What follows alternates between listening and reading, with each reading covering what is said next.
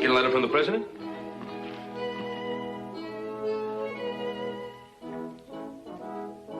I know. Somebody left you $1 million. Oh, hi, Paul. Paul, hey, you remember Jim Layton? Jim Layton, that big mountain man, the one you had the big fight with? I'd as soon remember an earthquake. Well, Paul, he's getting married. Jim Layton's getting married? Yep. And he wants me to be his best man. On account I'm the only feller that ever whooped him fair and square. Jim Layton. Oh, there's a man that walks around with trouble in a bundle and loves every minute of it. Well, Paul, according to this letter, he's changed. Him changed? Hoss, do yourself a favor. Keep away from him. He's trouble, big trouble, nothing but trouble.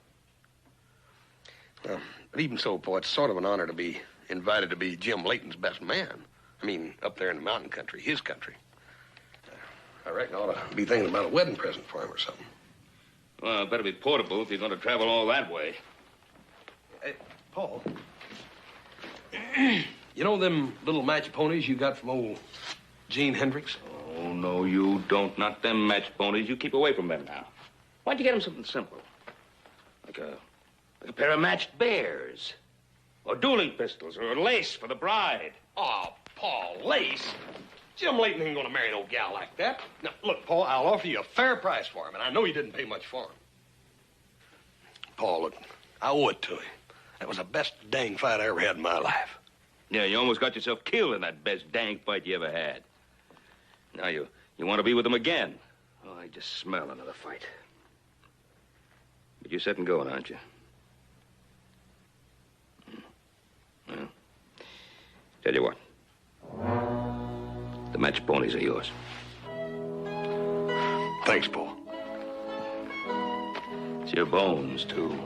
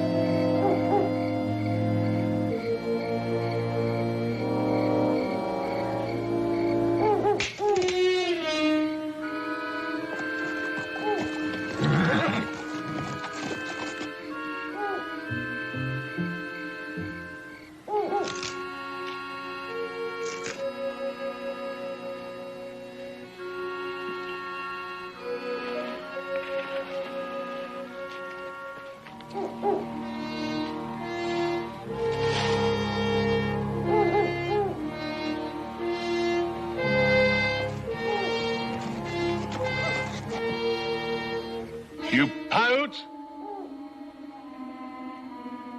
Comanche?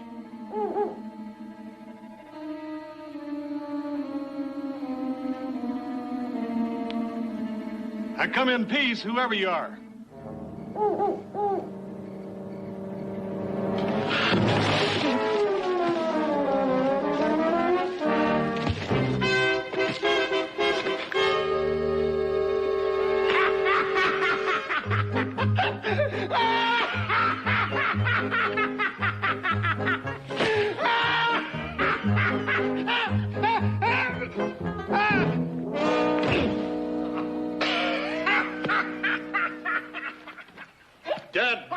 on your ornery cantankerous hide. You ain't changed a bit, Jim. Oh, yes, I have, you big hay-shaking farmer.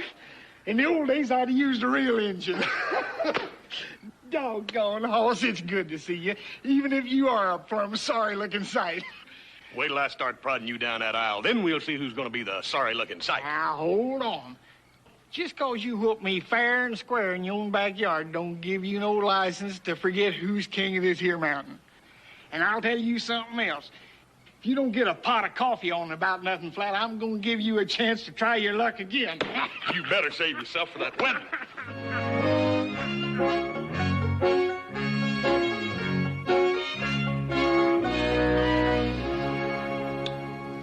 You know something, Jim? You got a good life up here. Yeah, but it gets awful lonesome. Well, I never did mind being lonesome if I was by myself. It's being lonesome with somebody that scares me. Scares me, too. You know, Hoss, I reckon that's the reason that I run all over the country getting into trouble like I did. And I come back home here and seen how Julie had growed up. You sure do get moony-eyed when you talk about her. I reckon you mean it, don't you? Hoss, she's cut right out of these here mountains. But soft, though. And I sure do mean it. Well, sir, I'll tell you, Jim, you're going to have all the good luck that I can possibly wish down on you. Hoss, that's the reason I ask you to be my best man. You know, with all that pallor, why, you ought to pack a little bit of weight upstairs. Very funny. She probably don't deserve you, even if she has got poor judgment.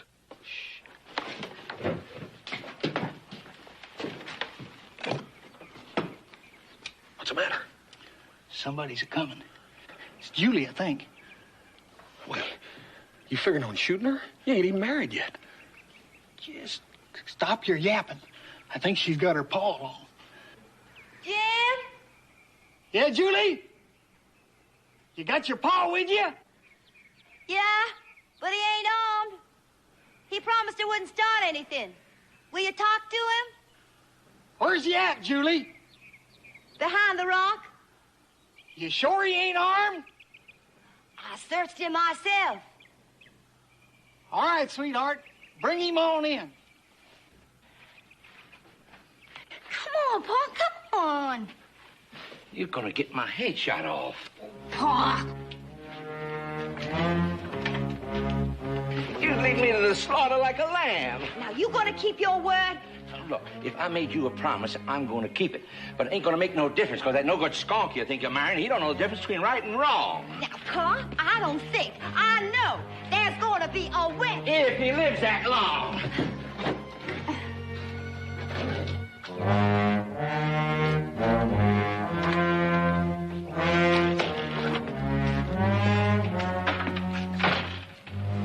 What's that? Well, this is Hoss Cartwright. He's going to be best man at our wedding. Hoss, this is Julie. Grizzly, Hoss. Hello, Hoss. I sure heard a lot about you. Well, thank you, Miss Julie. I've heard a lot about you, too. Mr. Martingale? Any friend of Layton's is a mortal enemy of mine. Am I your enemy, Pa? Well, that's different, Julie. You're my daughter. Besides, you don't know what you're doing. Jim, look, have I been invited here to be best man at a wedding or second for a fight? Stick around. Just might be a pallbearer. That's right. Just keep her talking. Keep Now, your you big mouth stop shut it, or I'll stop take it, you fast. Stop it, the both of you. No, Pa, you ain't never broke a promise to me before. Are you gonna make this the first? And you promised to negotiate with Pa. Did you mean it? All right, let's get it over with. Not just talk this time? You both really try? I'll try. Well, I promised, didn't I? All right, then. Hoss, will you take me for a walk? These two got some palavering to do. Go ahead, Hoss. Yes, ma'am. I'd be happy to, ma'am. If he tries anything, just holler, Julie. Well, I just may not.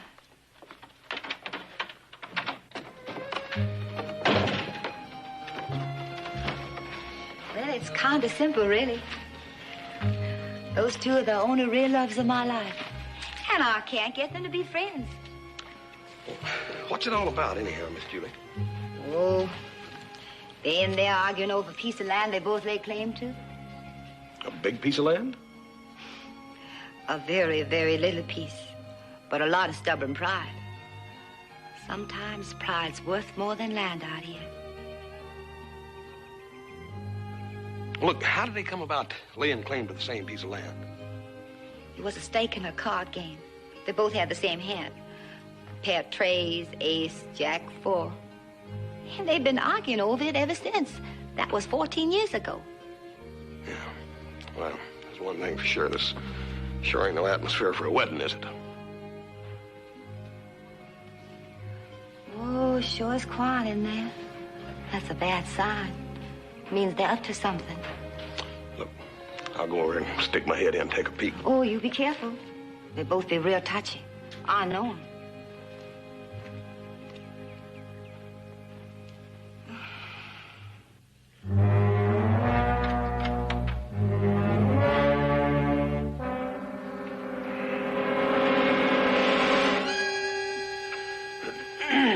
Gentlemen, I'm sorry to interrupt your conversation, but I got some stuff in my saddlebags over here I needed to tend to. I was a fool ever come over here, palaver with a swindling cheat. You ain't gonna bamboozle me out of what's mine. Never again. I don't want what's yours, you belly-aching old billy goat. All I want is what's mine. What you're claiming is yours and ain't. I won that fair and square in that poker game. You did not. You lost. Boy, will you get out of here? You're getting on my nerves. Now, he's my guest. Don't you go telling him what to do. That's right. Keep your bodyguard close at hand. You're gonna need him, you fork-tongued old lizard. Now, watch out what you're saying, old man. Julie's paw or not, there's a limit to what I'm going to take off of you. Well, hurry up and get to it, 'cause I'm sick of your empty blather. You talk like you're sick of breathing, do you? Now listen to me. Why, you two sound like a bunch of overgrown children. And I sure ain't gonna spend the rest of my life listening to you growling at each other. Or maybe one of you losing hold and killing the other. And I sure ain't gonna choose between you neither. So don't make it come to that. Now you better settle this thing somehow. Oh, Julie, you know I'm trying to settle it. Yeah, me too, honey. It's this lying cheat you're marrying. See what he said? You both make me sick.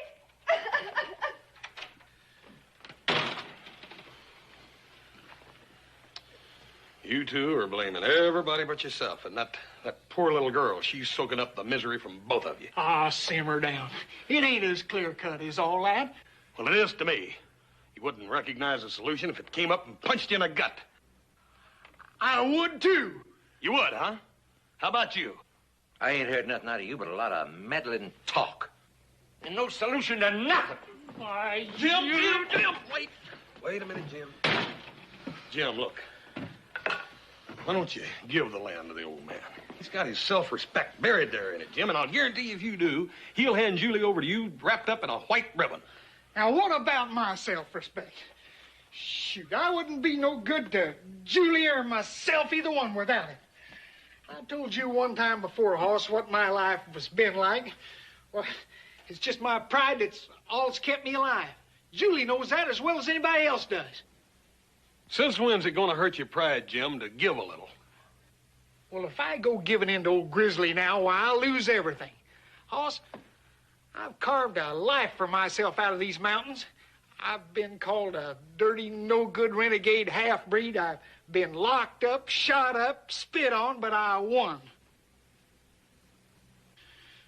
Shoot, I'm king of these here mountains, and I ain't gonna give that up to nobody. Hoss, you tried to understand me one time before, and you saved my life. I'm asking you, just string along with me again, will you?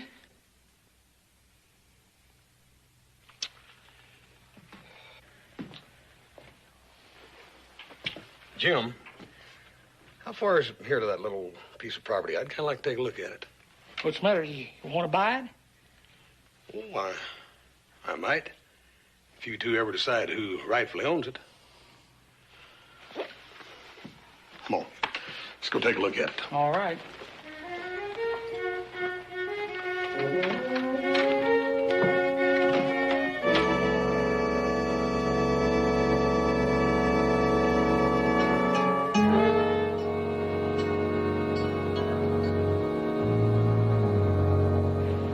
Jim, you mean to tell me that rock pile out there is what you fellas been fighting over all this time? Well, I'll admit it's a little bit dry, but they tell me it used to be a real pretty spot before the creek changed course. Yeah. Yeah, I don't reckon it's so bad at that. What are you driving at? No, just might have me a little idea. You.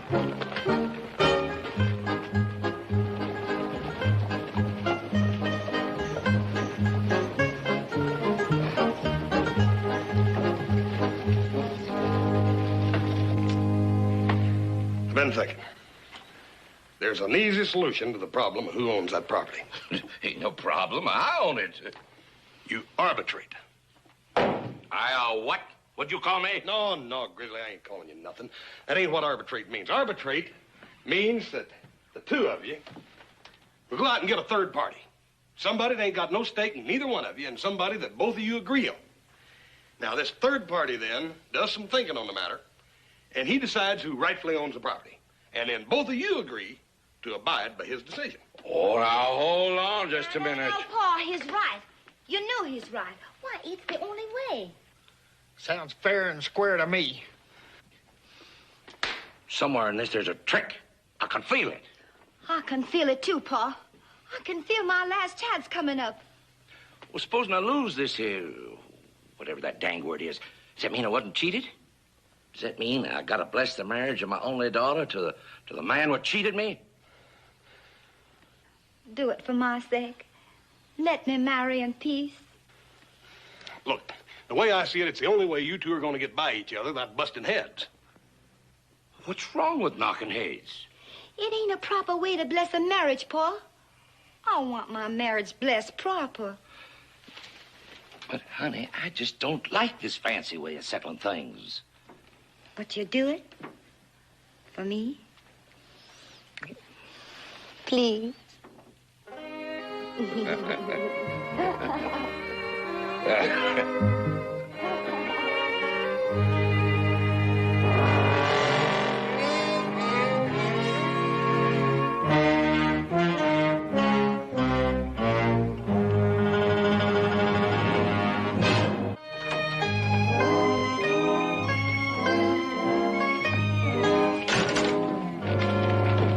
Well, who do you want to try first? Well, how about the mayor? Oh, no, not the mayor. I didn't vote for him. I told him so, too. What about a judge? Is there a judge in town? Comes by twice a year, but he wouldn't do no how. Dad blame idiot went and fined me $2 for busting up a saloon one time. But, Jim, he suspended the sentence. It don't matter. It's a principle of the thing. What I done to that saloon is worth $10 any day. Well, let's try the store clerk. Either you owe me any money? Yep. Yeah. Well, at least you're on equal footing.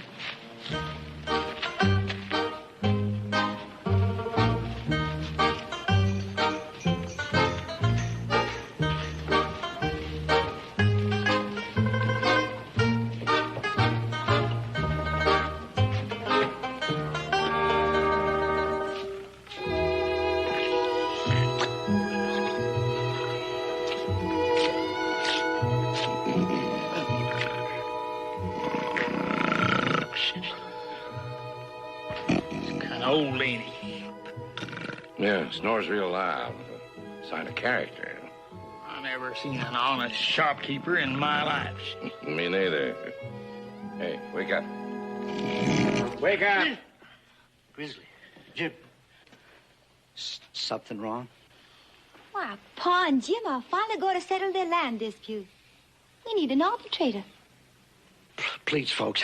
I got a wife, I got 3 kids, and I'm allergic to crossfire.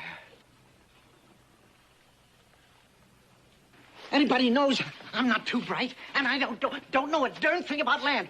You fellas don't have to worry about the money you owe me, okay?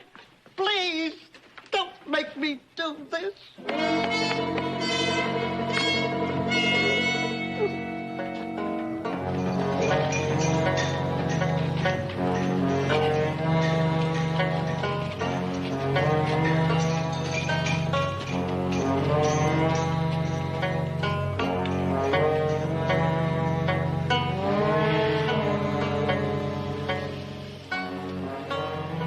Hey, what if...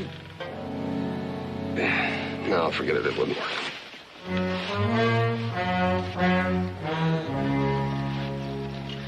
What about the undertaker? Nope. Never paid him for planting Uncle Jake. Uncle Jake weren't worth planting. What about a doctor? They ought to be a doctor in town. They're supposed to be brave and honest. No. I never paid him for birthing Julie. Oh, we've been through this whole blame town. They're either too scared or one of you rejected them. Somewhere in this town, there's an arbitrator, and I'm going to find him if I have to turn over every stinking rock. I'm going home. Well, I'm going to the saloon. All this thinking has parched me. Yeah, why don't you? I reckon she's fed clean up by now. I don't blame her none, neither. You that burned lunkhead, why don't you go on after her? That's what she wants you to do, and say something nice to her, too. Dang it, Jim, you don't know nothing about women, do you? All right, Romeo. All right.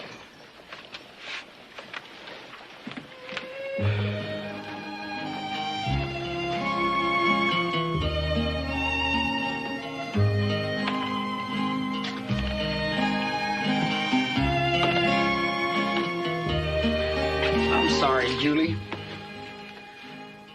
I'm sorry that it couldn't have been simple and easy. Sorry? Why should Jim Layton be sorry about anything? Why, he's king of the mountain. Kings don't have to be sorry about nothing. Right now, I don't hardly feel like king of a molehill. Julie, I can't help it what I am. When I asked you to marry me, it was me you said yes to, not something or somebody else. Life sure would have been easier had I turned you down. I reckon it ain't too late to change your mind. Jim, it was too late the day I met you.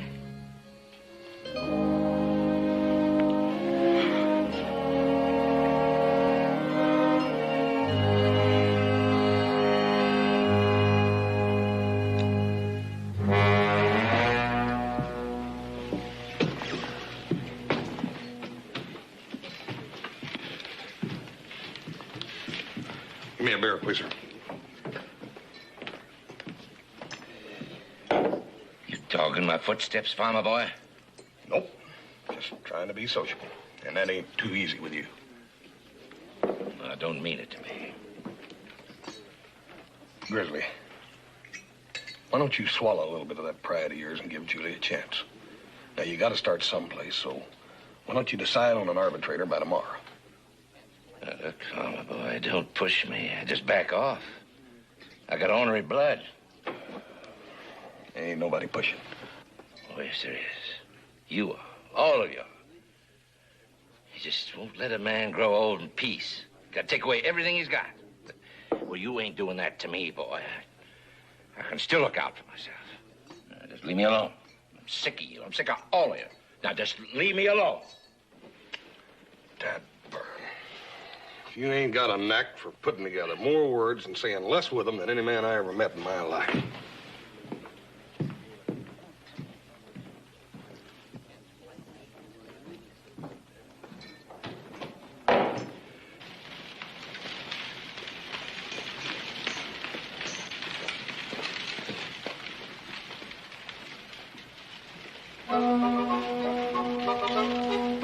Hey, Parson!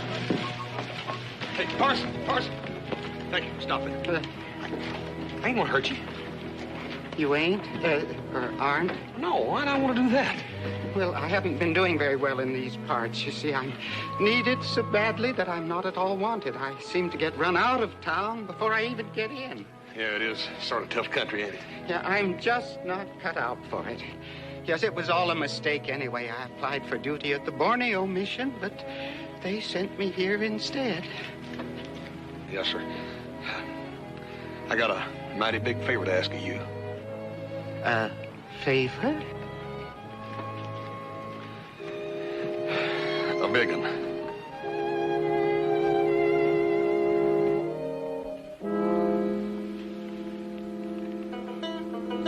You a Republican? We're not allowed to discuss our political affiliation while under the cloak. I'm sorry. Did you ever catch a trout on a feather? I prefer silver spoons myself. What's the difference between a steelhead and a rainbow? If I remember correctly, the steelhead is the marine form of the rainbow trout, more correctly known as Salmo gardneri. Oh, the steelhead would be Salmo gardneri gardneri.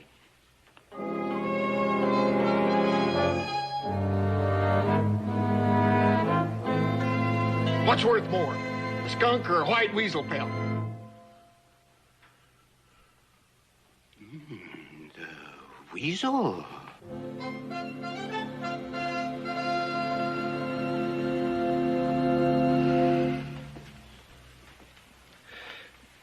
Now, don't you go giving me that look like I'm all used to do.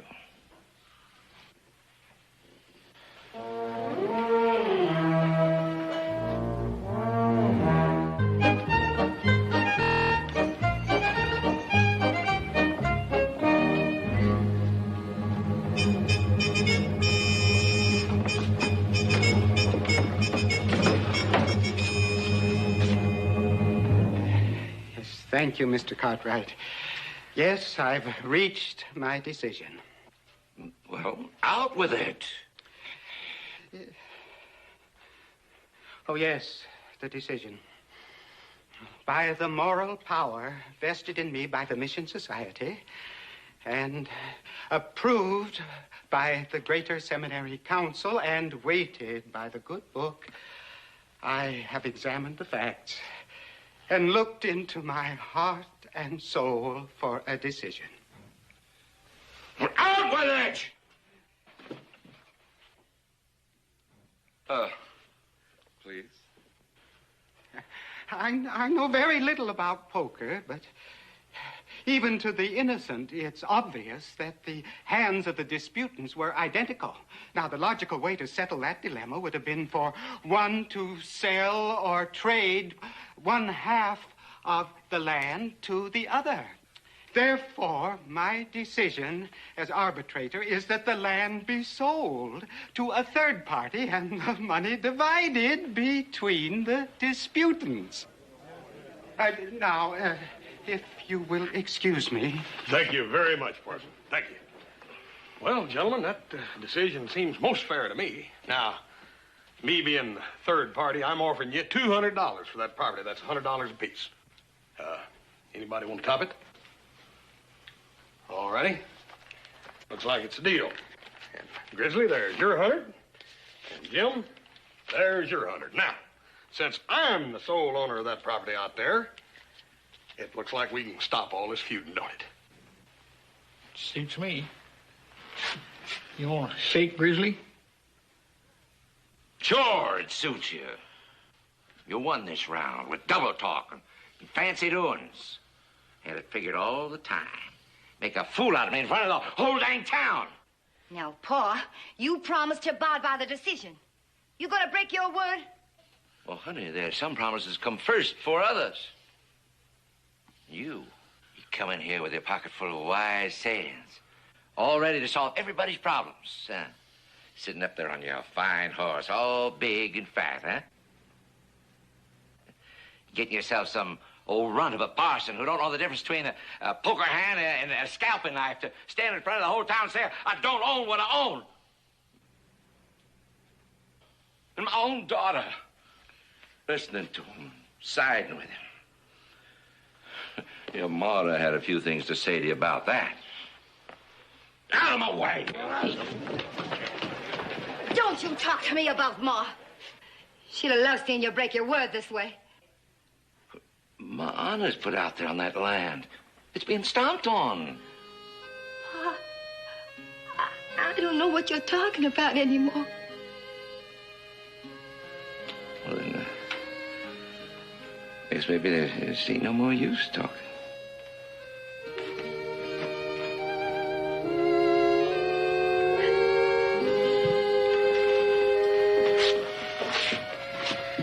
You cool off, Julie. Look, honey, we got our own lives to live. Ain't nothing we can do about it if a stubborn old man wants to walk on everybody that crosses his path. Just ain't fair. Being caught between the two men I love this way. Jim, let her go.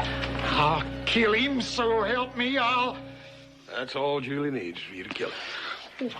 Hoss, he's looking for a fight. You know that as well as I do. All right. Is that what you want, a fight? Or a marriage? Look, Jim, that old man has put his pride in front of his own daughter's happiness. Now, is that what you want?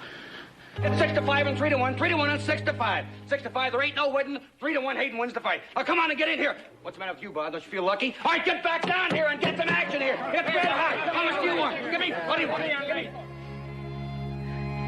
It fits, Pa. Well, I'm just the same size as Mom. That's right, on the same size. On the outside. On the inside, too, Pa. And I love you just as much as she did. But she never went contrary to my thinking, my feelings, like you. She was your wife, Pa. And I want to be a wife, too. And be beholden to my husband's thinking and feelings. Not much to that Jim Layton. But, Pa, I love him. And if you love me, you bless my wedding. Not when it's to that sneaking thief.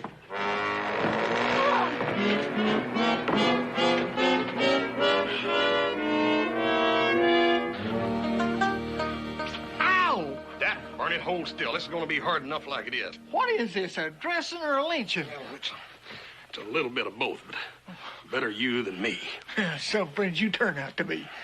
Dang it. Now, hold still. I am. Quit shaking, then. I ain't a-shaking. You ain't? Hold out your hands. Hoss, I ain't been so scared since that bear run me up a tree when I was 5 years old. What are you scared of? Did you ever get a good look at me? What do you suppose a pretty little thing like that Julie's doing marrying an ugly galoot like me? Dang if I know, Jim, but if I was you, I'd hurry up and get to that church before she changed her mind and backs out.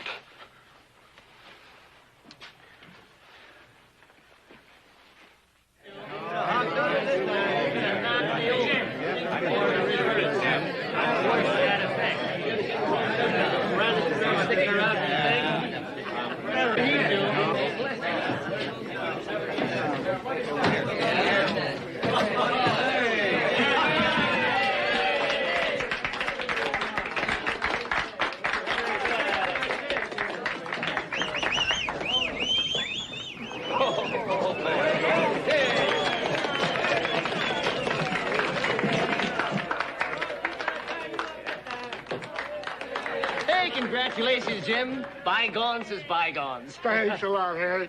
They sure is. You're hooked, Jim. No use tormenting you no more. Might as well shake. It's been a long time, Wesley. Say, I want you to meet my good friend and best man, Hoss Cartwright. Howdy. How are you, Wesley? Hiya, Hoss. Hi, how are you, sir? Howdy. How are you, sir? Look at her, Hoss.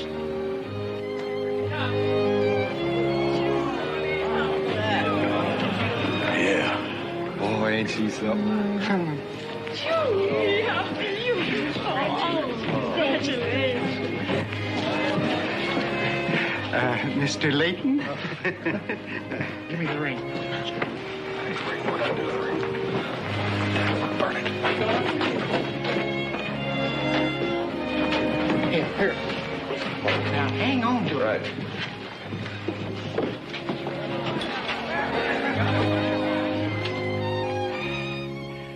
We are gathered here to wed in holy matrimony Jim Layton and Julie Martingale. Here in this conclave of God, we must face our nature and our destiny. By the power vested in me, I hereby declare this ceremony commenced, with this stipulation, that if there be any man present who has reason that this marriage should not take place, let him speak now or forever hold his peace. I'll be speaking now. You ought to be ashamed. This is a church.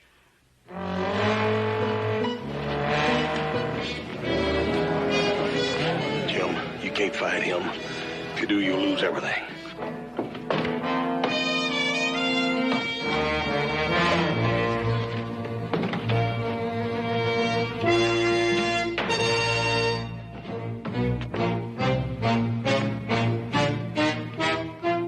All right, Parson, this is a saloon again now. Just stay out of my way, horse. Jim, I can't let you do this. That Bernadette just ain't right. Let him go, Hoss. Let them kill each other. Maybe they're right. Maybe it's the way it has to be. Pa, you feeling so old and sorry for yourself has turned you into a foolish old man who's given his daughter a wedding day she'll never forget.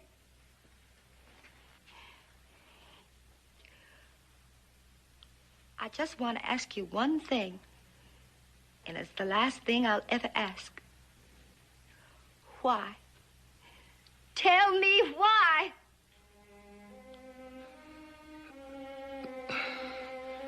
Julie, honey, that piece of land used to be real pretty with a stream running through it and poppies growing there. Your Ma, she was just 16. She used to go there and pick flowers. I met her there. I promised her that I'd always keep that place. And you bet it on a poker game. And it's the shame of that day that's done this to us. He cheated me. Pa, nobody cheated you. You could have stopped that a long time ago. It's too late now. I said something about that land. You keep your hatchet face out of my affairs, yeah? Ain't no concern of yours. Now, come on, let's get on with the fighting. Whoop. Wait a minute, boys. Fight about what? You fellas seem to be forgetting it. I own that property now. You ain't got nothing to fight about, have you? Well, all right, here's your money back. Now it belongs to me again. Oh, no, wait a minute. That money's just for half of it, even if I did decide to keep it. You see, I still own the other half. Jim, are you still king of this here mountain, or has your friend here taken it away from you? I'm sorry, Hoss. Now we own her together again, huh? All right, now let's fight and settle this thing once and for all. Wait a minute. Hold it. You're overlooking another very important fact. And that is that, well, that land just ain't for sale. I bought that property fair and square. And most of the people in this room were witness to it. If you two want that property, you're going to have to fight me for it. Either one of you or both of you. Don't make no difference. Well, all right. One side, Jim. I'll take him. No, I'll whoop him. He's my friend. Now, just a doggone minute. Now, hold on, Grizzly. If you and me go fighting one another, why, we ain't gonna have enough whooping power left to handle him. Tell you what we'll do. We'll flip for him. All right. I'll take heads.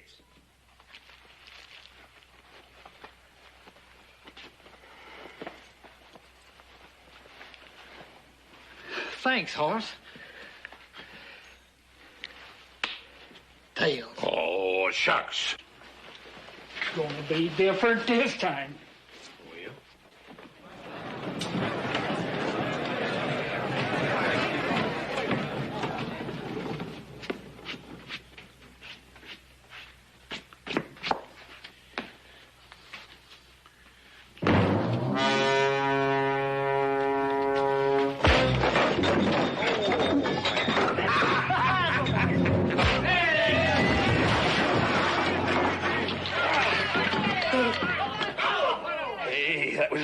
Handy, Jimmy. Come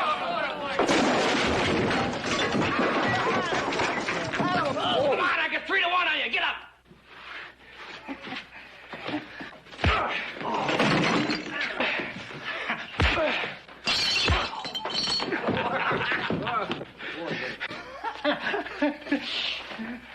Jim, it's all you's winning me.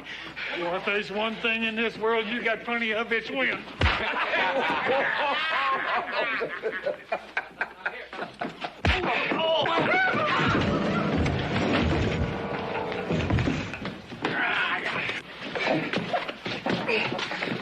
Come on. Love, Julie.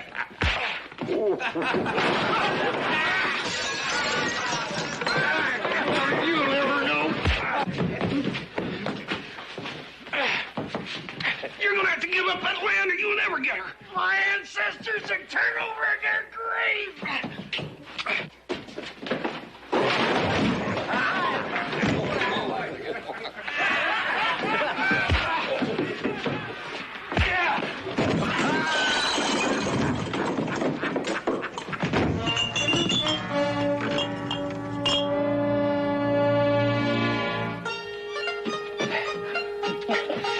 He's looking at you.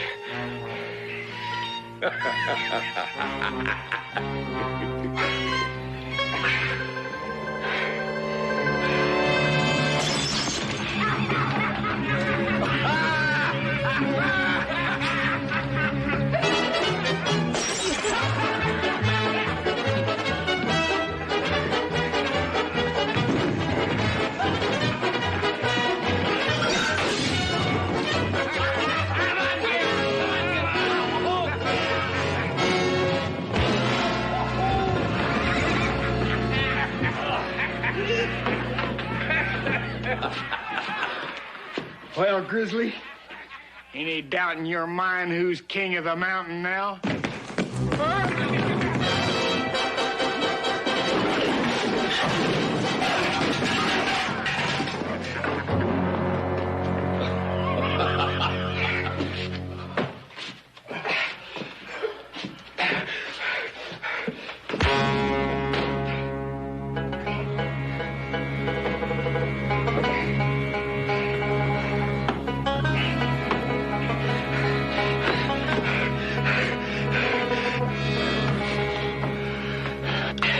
Give up?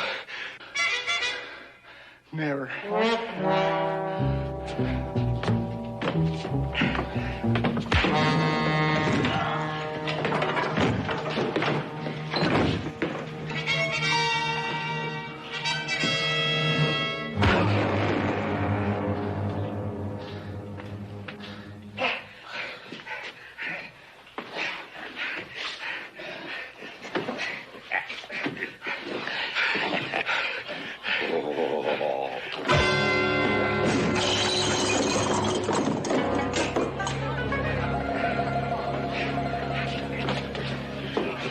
No, it's me, Jimmy boy. We sure whopped them, didn't we? What do you mean, we? Well, on account of you did most of the fighting, you can still be king of the mountain if you want. We don't let no outsider come in here telling us what to do, huh? What about the land? Well, remembering's the important part. Let him keep it. He bought it fair and square, didn't he? Hey, maybe we better get that big gunsel outside where he can get some air, huh? Yeah.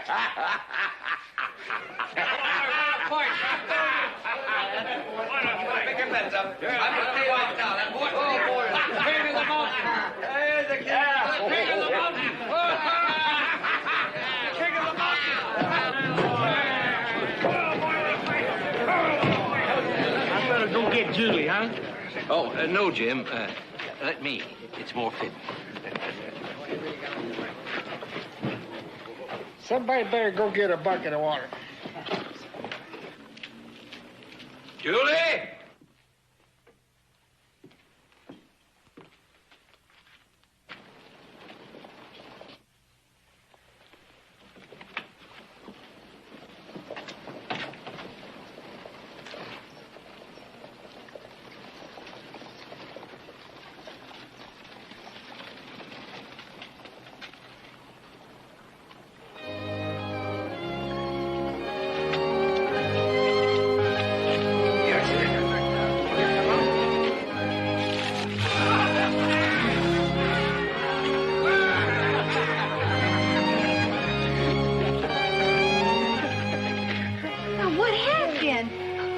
kept saying that you and he won the fight. Come on, honey. Let's get inside. Get on with the wedding. Go on in, sweetheart. I golly, before your pa changes his mind again.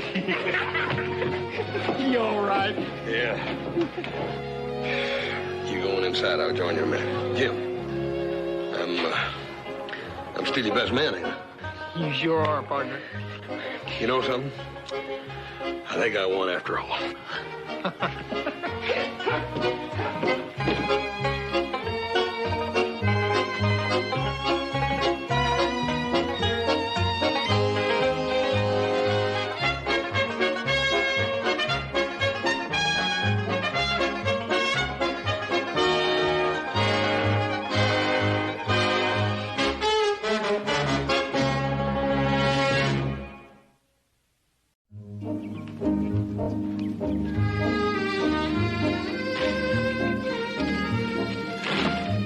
Well, older brother, are you about ready to accompany our Pa on his annual cultural trip up to the Paiute Nation? Well, I guess so. Since I had no choice. Since I'm elected, I'm ready. Well, see if you can keep him from bringing home all that junk this time. Just a minute. That isn't junk. That's genuine and very fine Indian artwork. About time you boys learned something about Indian art and customs and language. Some of the finest hides I ever seen in my life. Hey, you want to know something? This is a fact, too. This is true. Those Paiute women hand-chew those hides. That's why they're so soft. Bet they got the strongest teeth in the territory. Sometimes I sense a certain lack of sensitivity in my sons. All right, let's get those steers out. We're a little late now.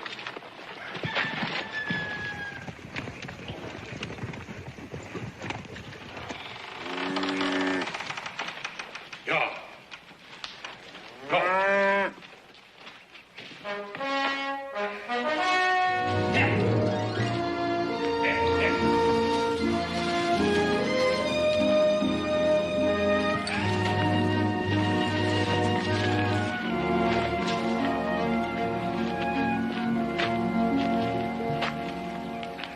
Muska, Dahane Paiute.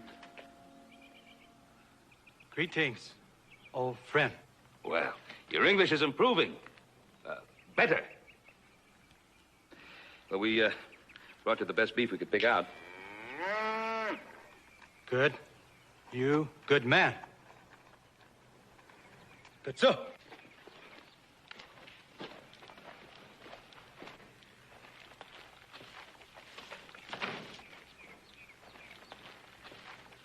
We've had good trading. And now I have a gift which I would offer you in honor of our long friendship. It's a watch for telling time.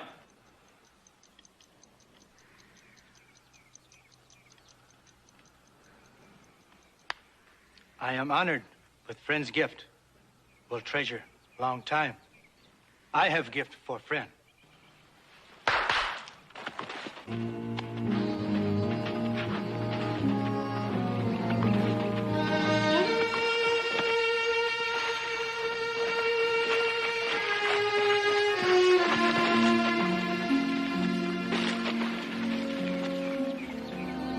Young maiden, she yours.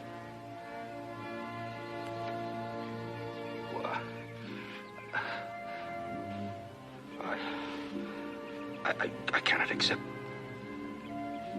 gift of Indian maiden? Not Indian. White girl. Taken many, many years ago. Good girl. Work hard. Teach me English. My son casts eyes on her. Not good. My son marry Paiute. This one must go. White name, Joan.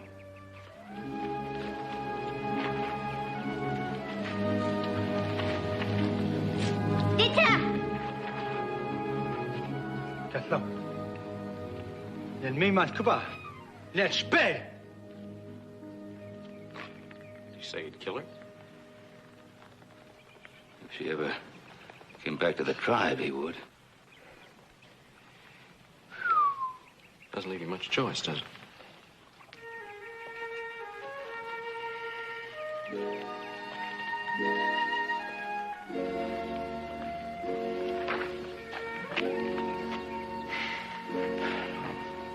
I guess we better...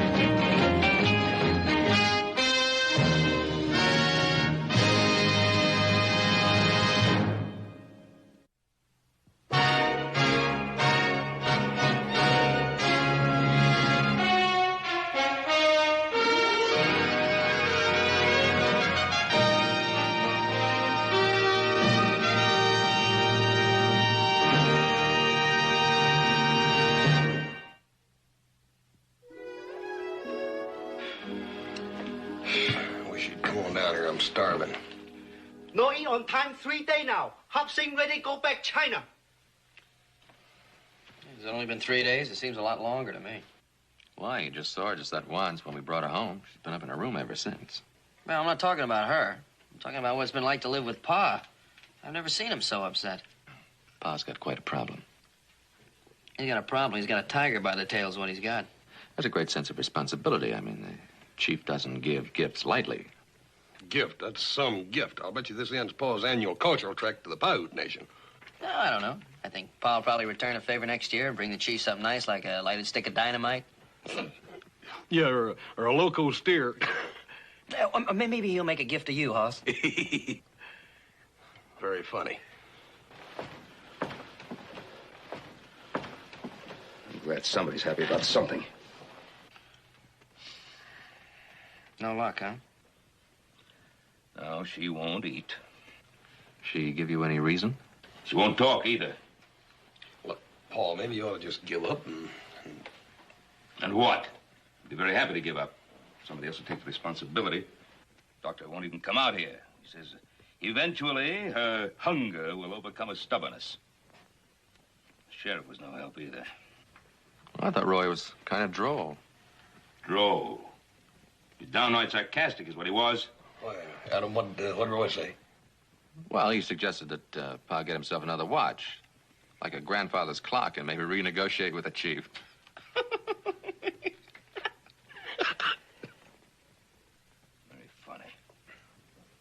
No, well, he's got a point there. You might just try to explain to him that things aren't working out very well. Adam, you know perfectly well you can't return a gift to a Paiute chief. Besides, he meant what he said. They'd kill her. No eat now food not fit to eat. All right, Hop Sing, we'll eat now. Indian girl no like Hop Sing food? I said we'll eat now. She loco. Hop Sing, we're going to eat right now. Will you stop yelling in my ear? Hey, Paul, I got an idea. Listen, all this good food, she gets a smell of this, she'll eat, I guarantee you. I'll just make up a plate of it. I'll take it up there to her, and I'll hold it out in the hall and just let her get a waft of it through the door. I guarantee you she'll eat. That's not a very good idea, Hoss. It'll work, Paul. I tell you, it's not a very...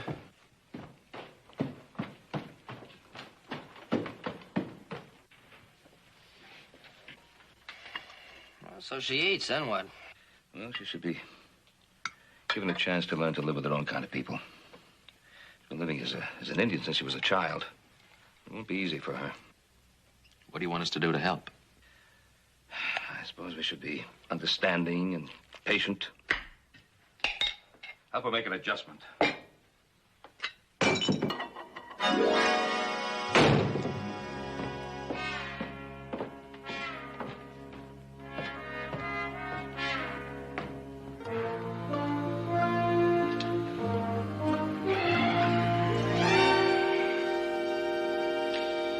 She ain't hungry.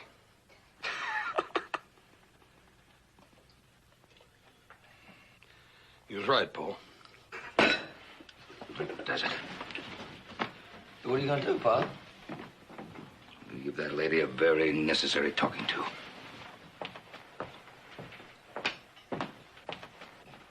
What's he mean by that, Adam? Well, you must remember that expression from when you were a kid. You don't mean he's gonna... I'm afraid so.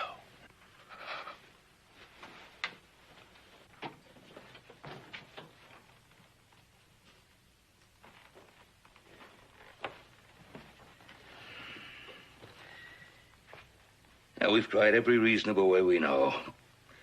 But you still persist in this stubborn refusal to do anything we ask you to do. Well, I'm giving you 3 seconds to get downstairs to Spit on your mother's shadow! I know that the Paiutes taught too many unpleasant expressions. So I'm not going to hold that against you, young lady. Spit on your grandmother's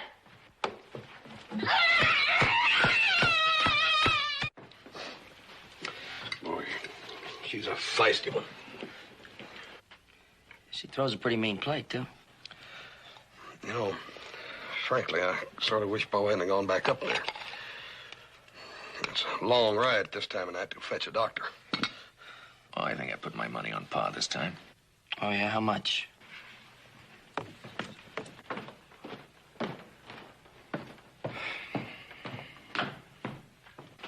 Well, Pa? She'll be down in a minute. Hop Sing, I got a fresh plate here. Plate in bed.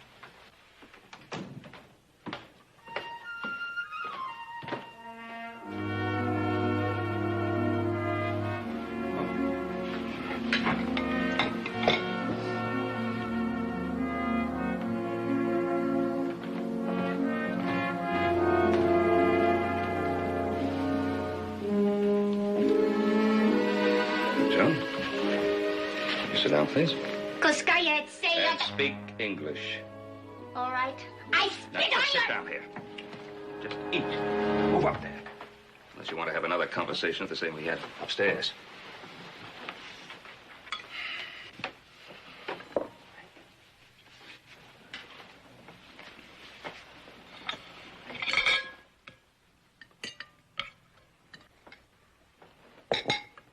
Put a little gravy on that.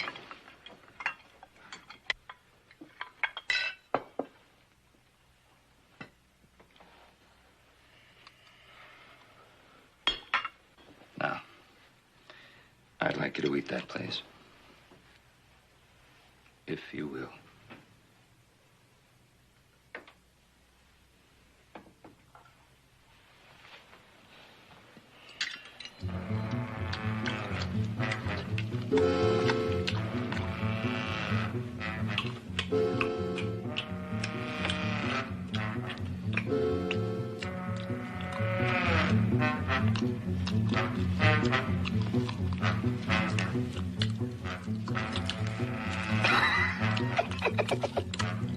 Joseph? Joseph.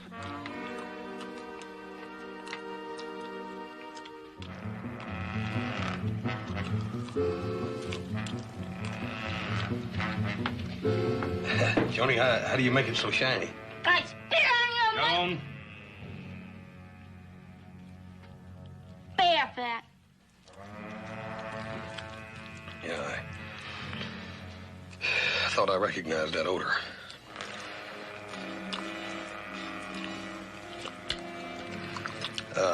Paul, if you don't mind, there's a sick horse out there in the barn. I think I'll go out and take care of it.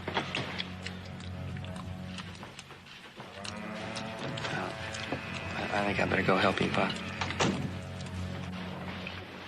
Excuse me. Sure.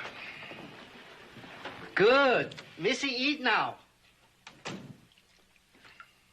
It's good, yes? It's good. No? I'm saying I'll call you if I need you.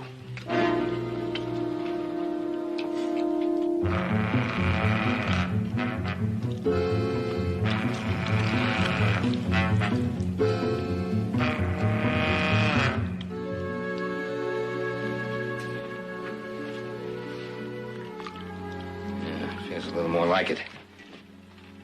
Hang on.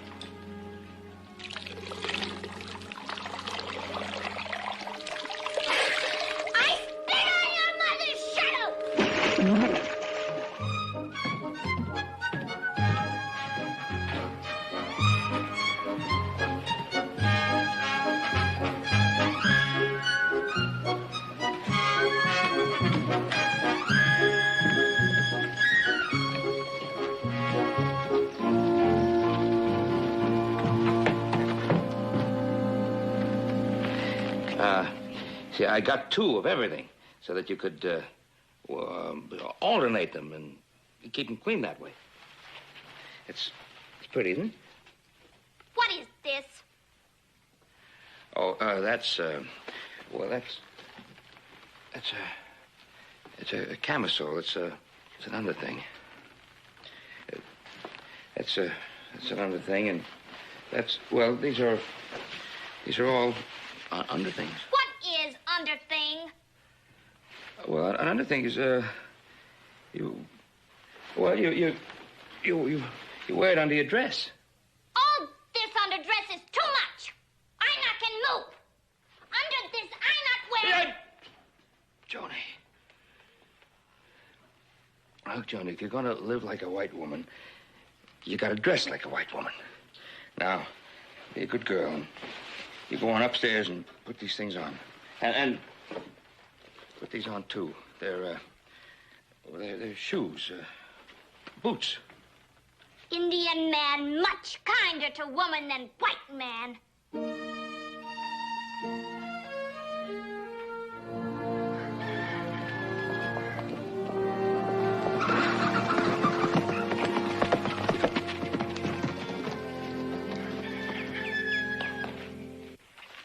Adam, where you been? I was over at Clem White's. Oh, yeah, that's right. Yeah, but that traded some grain for some hogs. No. We took care of that 3 weeks ago. I was over to see about selling him some stock. Yeah, I guess I've been leaving everything up to you boys lately. I'm sorry to put the extra work on you, but... we don't mind the extra work. It just... Well, I've been really making some good progress with the girl. She's up in her room now, putting on some decent clothes that I bought her. And then what? Just what is it that you want to do with her? But we gotta prepare her for the world. Gotta help her adjust. Expect me to get stinking thing on feet. We was stay. We can't speak. Cause go ahead say you can.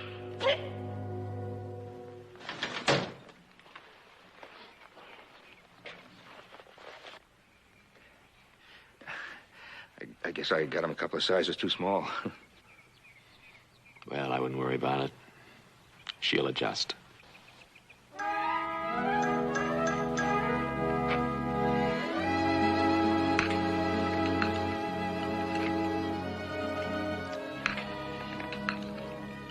Have you boys noticed Joan's new clothes? Sure have, Father. Real nice. Some clothes, all right, Paul. Real fashion plate, yes, sir. Dress stink. Boots stink. Things under stink. You stink. Are you? John! Come with me.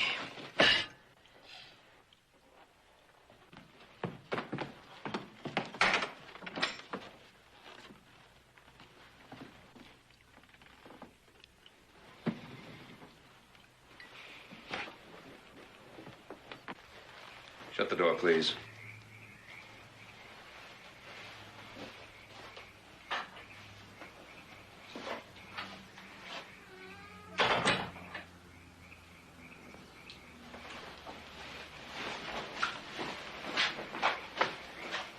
Joan?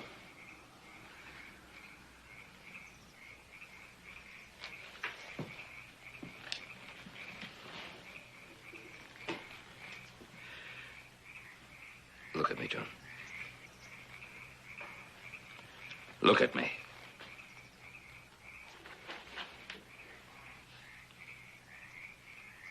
I'm sorry. I made a mistake. I've been forcing things on you. Trying to make you want things which you didn't want or even care about. So, you're free to go now. Free? Yeah. You mean I do what I want? Yes, of course, son. I'm not your jailer. Good. I go now. Where will you go? Back to my people. You hate the white world so much that you go back to the Paiutes knowing that they'd kill you. There is other tribes. These other tribes, they'd accept a Paiute cast off, a white girl. Knowing English, my mother teach me, not make me white. She died when I 10. Only world I know is Indian world. Well, we must find our own world to live in. I just hope that our world might please you. So now you can pick your own.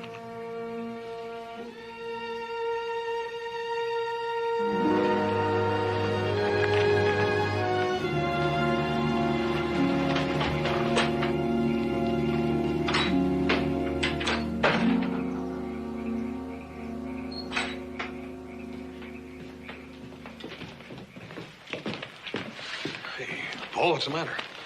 Joan just came busting through the living room like she's on her way to a fire or something. Yeah, I know. She's going away. Adam, would you saddle her horse for her? Hey, well, it's dark, Pa. Should she at least wait until morning? And when you're young and you're running away from something that you're afraid of or you don't understand, I guess it doesn't make any difference whether it's day or night.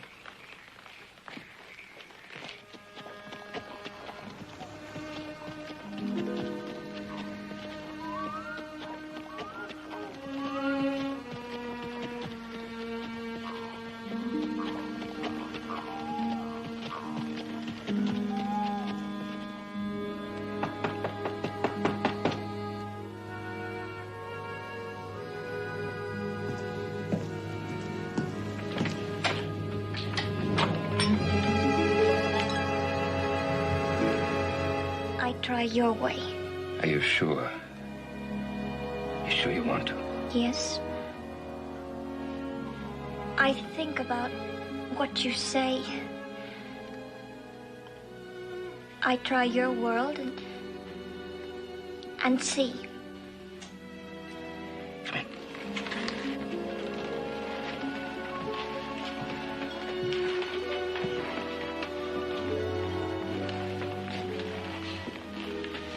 Welcome home.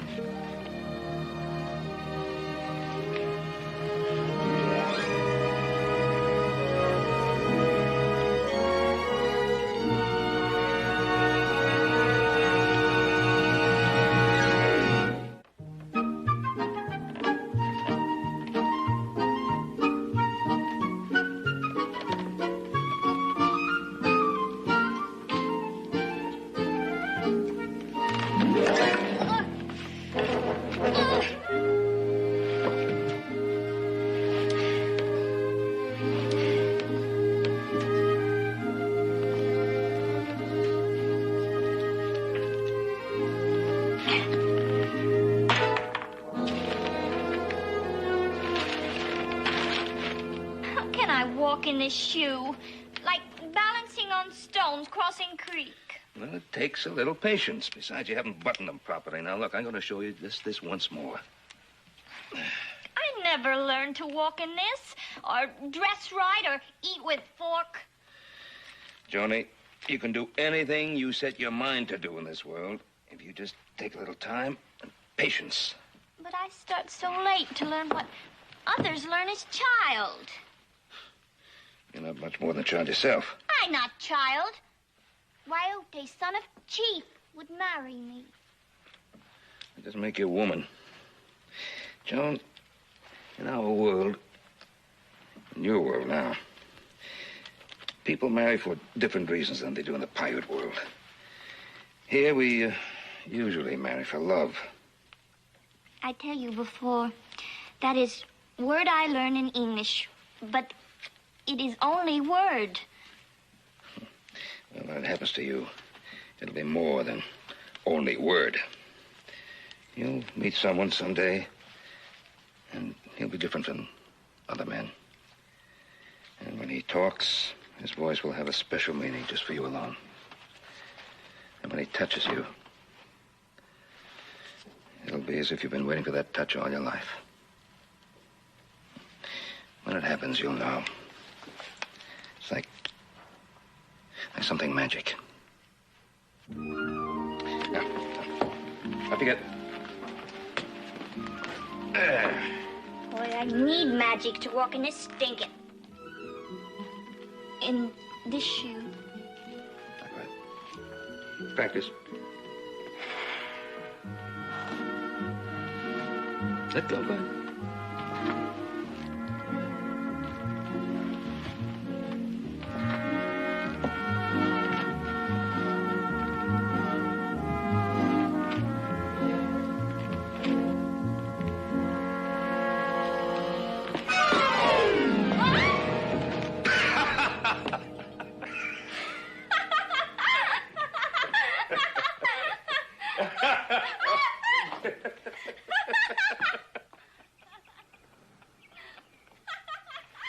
Now, you reckon what could be so all-fired funny in there? Well, whatever it is, it's all right with me as long as it keeps him laughing. Yeah.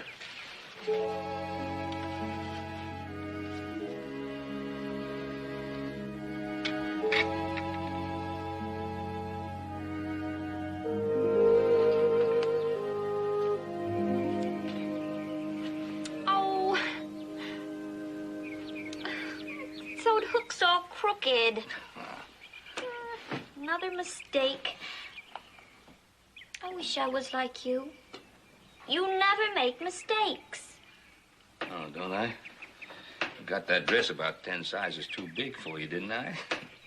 However, according to Lady Stanhope, men are forgiven mistakes in the social world. Ladies must know.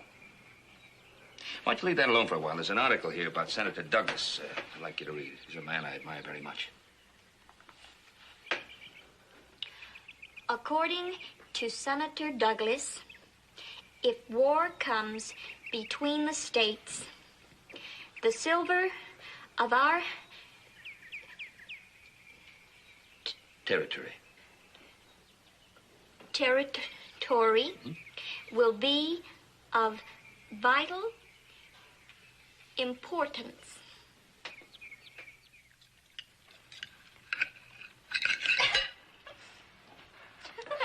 What are you laughing about?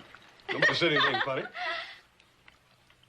I was remembering that book of etiquette I've been reading these last few weeks. Oh, and what did you find amusing about it? Well, it was just that drawing of all those knives and forks, you know, that they use. And here, I struggle with one. I wouldn't worry about that. Pa's been lecturing me about them for years, and I still get confused past one of each. Men are forgiven mistakes in the social world, but ladies must know. Now, I wonder who made that proclamation. I think it was Lady Stanhope of England who wrote the Book of Etiquette. I see. Well, I don't think we have to worry about entertaining Lady Stanhope at the Ponderosa. Adam, excuse me. Joan, did you find anything interesting in the newspaper lately? Yes, I did. I was reading a most interesting article about the Silver Lobby in Washington. According to Senator Douglas, if war comes between the states, the silver of our territory could well be of vital importance politically. According to Senator Douglas, the economic situation, both for the North and the South, would be unlimited. And so from the time of the Egyptians, silver has influenced the destinies of men and nations, according to Senator Douglas. That's very interesting. According to Senator Douglas. Joan, I found the conversation most informative. Thank you. Well, I will leave you, gentlemen, to your coffee and brandy. I have some sewing waiting for me in my room.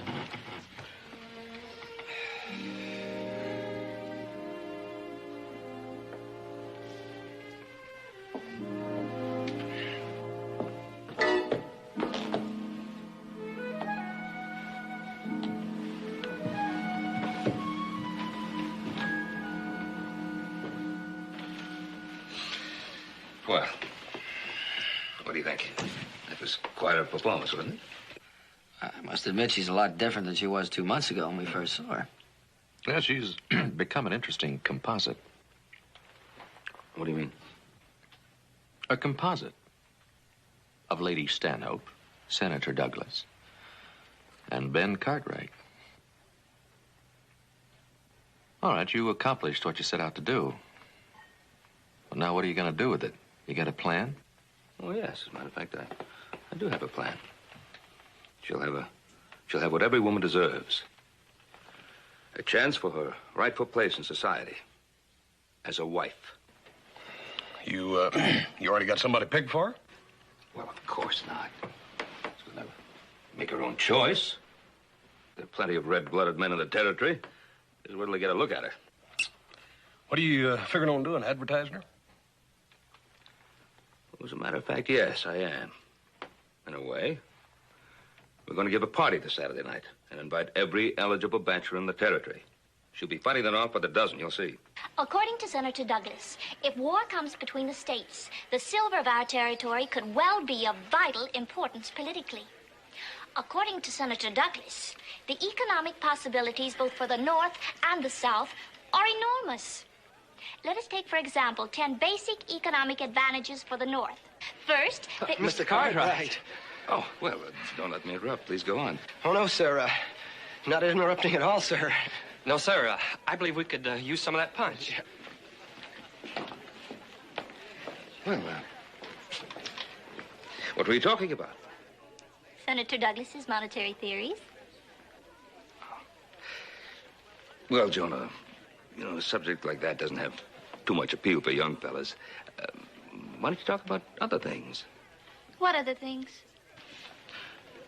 Well, I'll tell you things like, Oh, Tom Bello, come on over here. First time I've seen you tonight. Now, you know Joan, of course. Oh, yes, sir. We had a long talk about Senator Douglas. Well, that's not a very exciting subject for a young girl. Now, Tom, I know you can do better than that. I tell you what. Why don't you and Joan go outside, get a breath of fresh air? Show her the moon. Now, there's a subject that young girls never get tired of. See, go ahead now, along with you, both of you.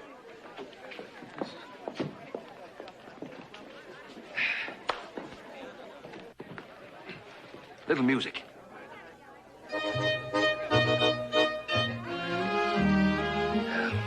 Tom Bellows just took Joan out for a walk in the moonlight. Think Lady Stanhope would approve? Well, never mind Lady Stanhope. I think I understand young people better than she does. Which reminds me, I haven't seen you fellas dancing with any of the girls tonight. What girls? No, you were so busy inviting eligible bachelors, you forgot to invite any eligible girls.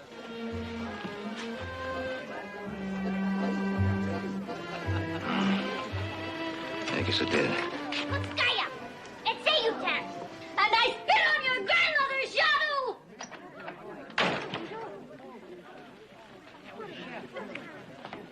Joan, what happened? The Paiutes, they told me about this moon madness. I did not like it! Well, I'll tell that young fella a thing or two. No. No, it's not important. Of course it's important. I'm not going to let him spoil your party.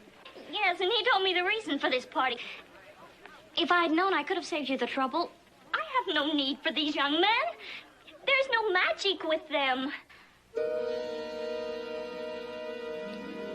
No magic.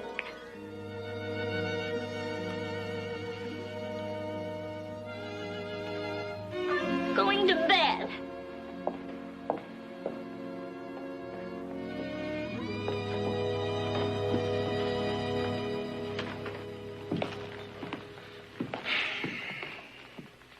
That's the last of them. Sorry the party wasn't the success you expected. Well, I'm very surprised at Tom's behavior. Really very surprised. Maybe Tom didn't understand the circumstances. What circumstances? Well, maybe like she said, Paul, she just ain't interested in them young fellas. She's a young girl. Maybe she likes more mature men like you. What's all this nonsense about? Maybe it ain't so much nonsense, Paul. Maybe... Maybe what? Maybe she loves you.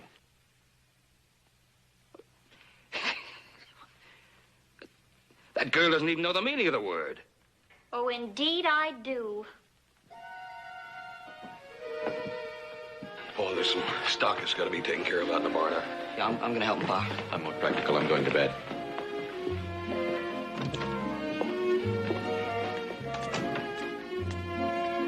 It It took me a long time to realize what had happened to me. Just as it will take you time. No. Take time. You'll realize how right it is. You're the finest, most wonderful man in the world. And I love you very much.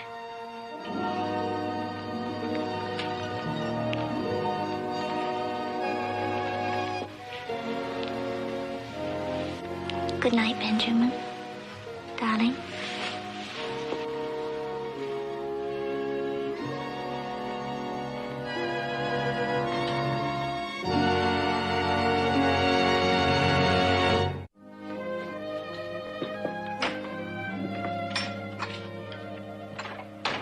Good morning, Benjamin. Breakfast will be ready in a moment. Oh. Well, I'll wash up. That would be all for now, Hobson. Thank you. Benjamin, you've taken time and thought about it?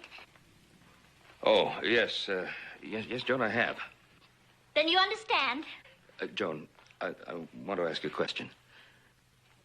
Where did you get this idea? Last night at the party, when I looked at all those young men, then I looked at you, and then I knew, because the magic was there. What magic? Well, the magic you told me was love. It happened just as you said it would. Oh, Joan, when I told you that, I wasn't talking about me. No, this feeling that you have... This love I have... This feeling that you have, it isn't love, Joan. It's what students feel for their teachers sometimes. It's not what you think. I know how I feel. It's how you feel that's important. Well, I know how... This conversation is ridiculous. Not according to Senator Douglas. What has Senator Douglas got to do with it? Senator Douglas said that all things can be settled logically if intelligently applied. It has nothing to do with logic. It has to. Joan. Look at me. I'm the proof. Joan, look please. at me. Would you look at me? I'm looking at you. All right, now, what has this got to do with Senator Douglas's immortal cliches about logic? Am I not what you made me? Did you not say the night of the party that I would make a perfect mate for any man? Well, yes. No. I would... Yes, as an artist would speak of a creation. There, you admitted it. Admitted what? You said that you created me. Now, would you create something that you hated, something that you didn't care about? Joan, or would you? No, you wouldn't. You'd create something that you loved. Me. Joni, love has nothing to do with logic. It has everything to do... Joan, let me give you a very pertinent logical fact. I'm old enough to be a father. Oh, pooh. If a Paiute's wife dies, he looks for the youngest next wife he can find. One who can work hard and give him many sons. Joan, I have enough sons. Well, I'll give you more. Bigger than Hoss, smarter than Adam, and handsomer than little Joe. Joan, now listen to me. I am not the man for you. I'll show you that you are. You hold me. There's an old Paiute custom. Joan, we are not Paiutes. Well, we can borrow the custom for just a little while. Joan, please. Joan, will you stop this? Oh, sorry, Pop.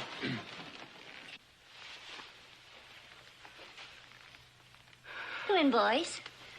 Benjamin has some news to tell you.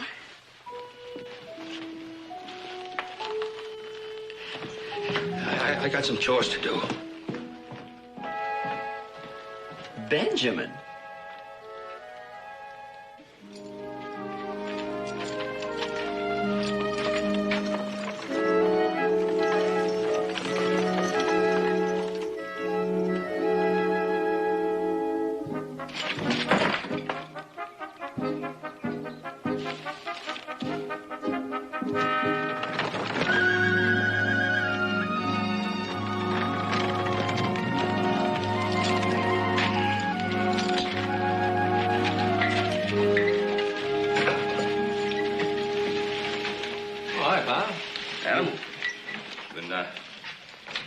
Some errands?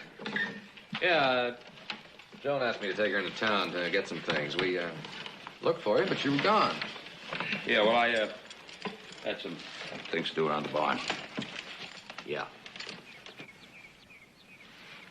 You got something on your mind? Same thing's on your mind. Joan. She thinks she's going to marry you. What? That's nonsense. I told her so. Well, she thinks she's going to marry you. It sure isn't nonsense to her. Well, of course it's nonsense. She's not going to marry me.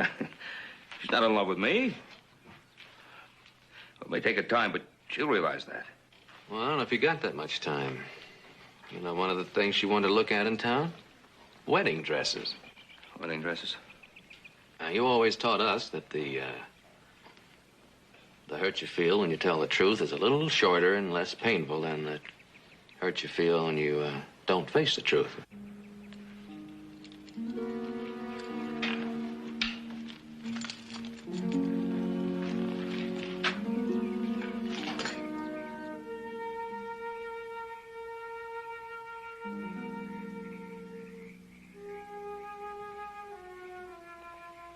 The hurt will go away. I promise you. In time, you'll have to look close to even see the scar. I have a close and very dear friend in San Francisco. Her only daughter died about 5 years ago, and I know that she would welcome you as a companion, even as a daughter. You don't believe I love you? I believe that you're misinterpreting the word. No. You told me. You said one man will seem different. His voice special, his touch magic. That is how I feel. Joan, the way you feel now, you'll feel so differently 5 or 10 years from now when you're a mature woman. I don't care about 5 or 10 years from now. I care about now. I care about how I feel now. But you don't love me, do you?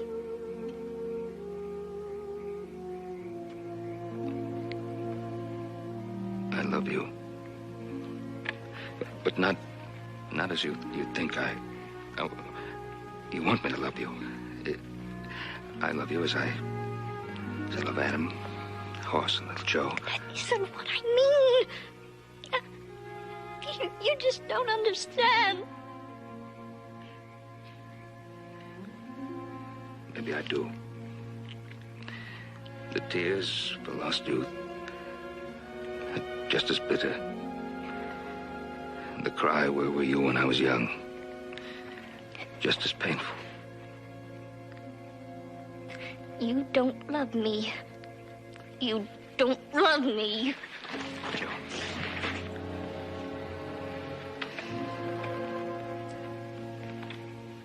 I'm consumed with jealousy and envy for the young man who will one day marry you.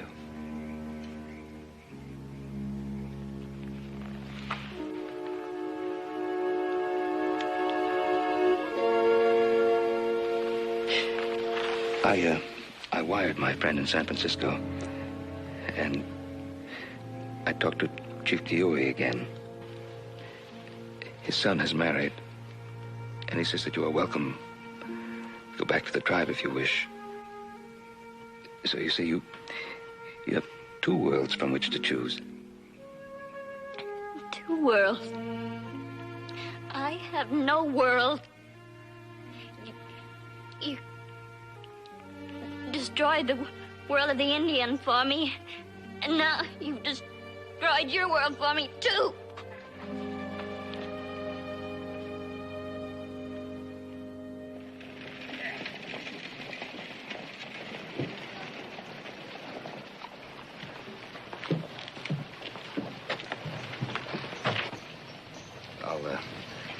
I'll get the ticket for San Francisco.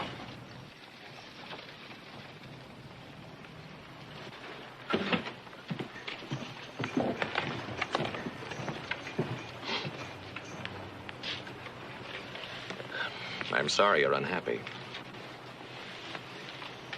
Sorry my father's unhappy. He didn't mean to hurt you. He doesn't care anything about me. I think he cares a great deal. No, he cares nothing. My life is empty. Your life is just beginning. And I think your heart is a little too young to break. The bruise will heal. But my father, when he thinks of you in the future, will feel sad and guilty. Because he'll remember you now in your unhappiness and blame himself. Well, he should. Why, just because he tried to help you? He's given you a future, no matter what you may think now. And if you love him, give him something too.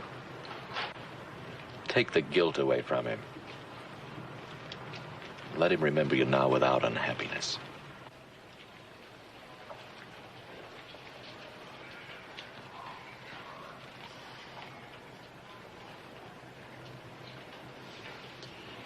You teach as well as your father. Thank you, Adam.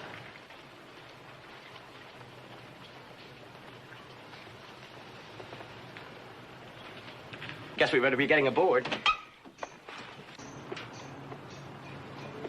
Excuse me.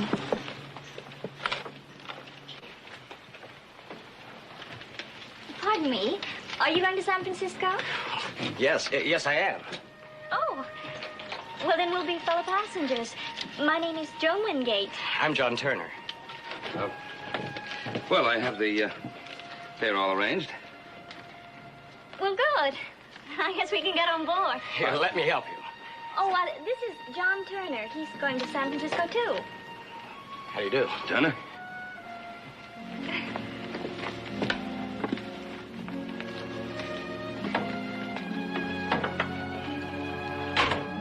Well, goodbye. And thank you, Benjamin.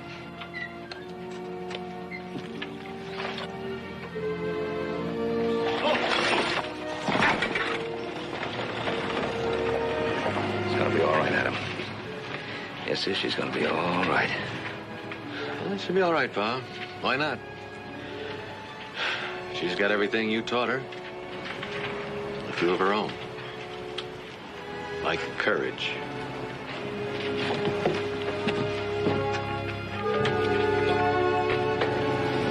Like magic.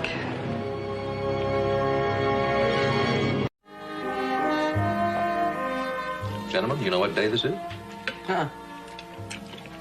This is the first day of spring.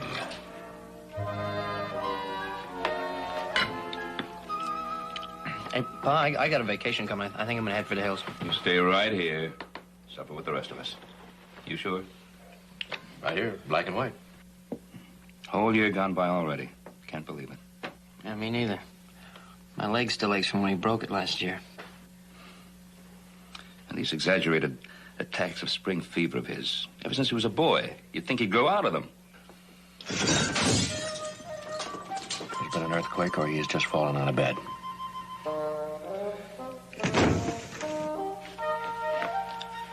Well, get the sulfur and molasses.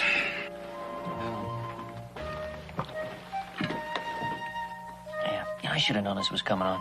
You know, the last couple of days I've been watching him.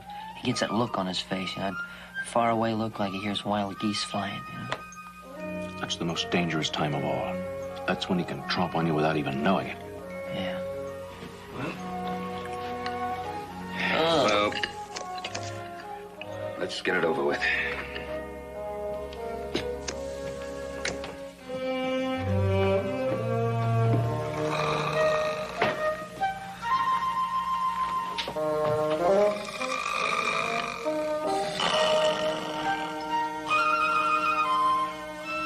Horse.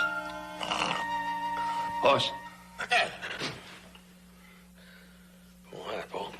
What's the matter? You know what time of year it is? Huh? You know what time of year it is? Yeah, it must be at least 7 or 8 o'clock. Horse, it's the first day of spring. Oh, no, Paul. No, Paul. Not that. Paul, I promise you I'll be more careful. I'll be real careful, Paul. Don't give me that medicine. It ain't never done no good before anyhow. Well, we just can't take a chance that it won't do any good. Boys? Hey, man.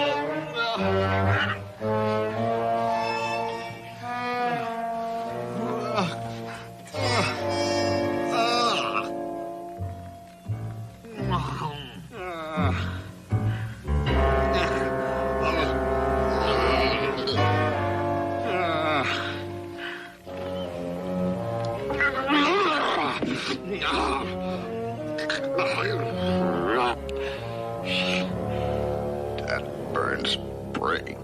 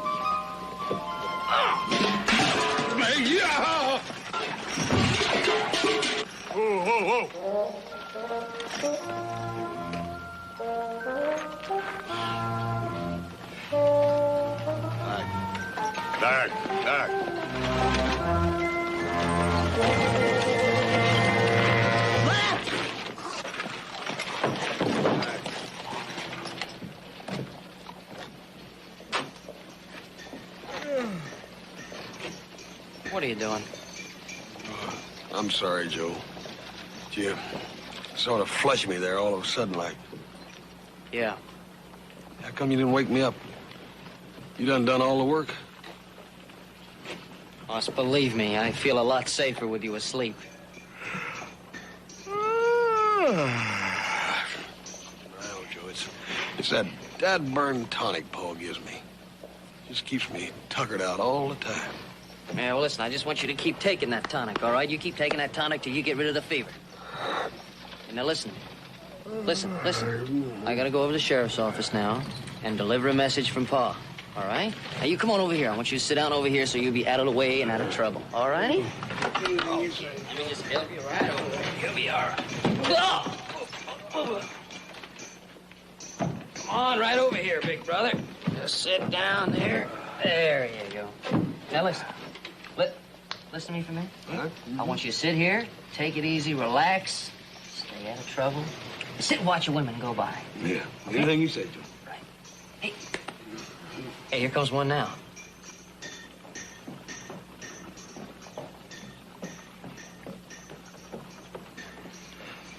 Ooh. Hey, she really was nice. What? Pause.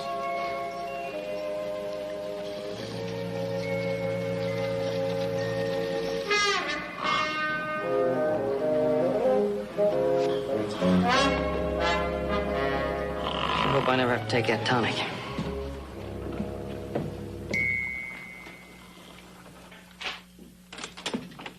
Howdy, Roy. Howdy, little Joe. What brings you into town? I was just getting supplies.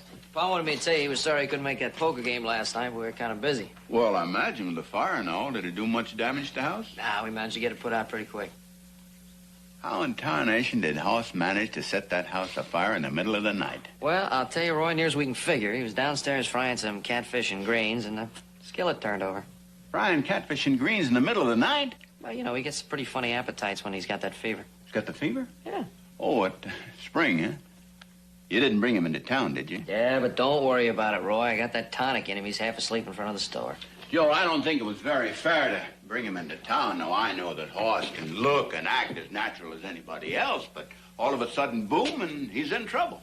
You remember what happened last year? Over back at the saloon there when he got tangled up with all them barrels and stuff? Man, what a mess. Yeah, well, what are we going to do, Roy?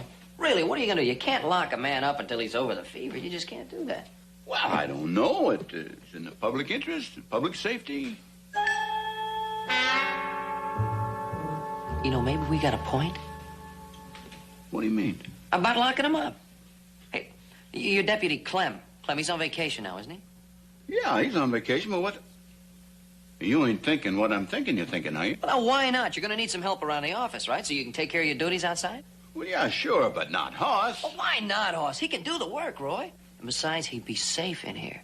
And then at night, when it was time to go to bed, just let him go in the cell, flop down on a cot, and you lock the door. Kind of like having a pet, wouldn't it? Right. But the responsibility would be... Roy, responsibility is your job. This badge makes it your responsibility, Roy. The responsibility, the safety of this whole town. Look, visualize for a minute what would happen if my brother Hoss was left running loose for 2 weeks. Besides, I'll give you some of that tonic. He sleeps half the time. The tonic? Sure. Listen, here's what we'll tell him.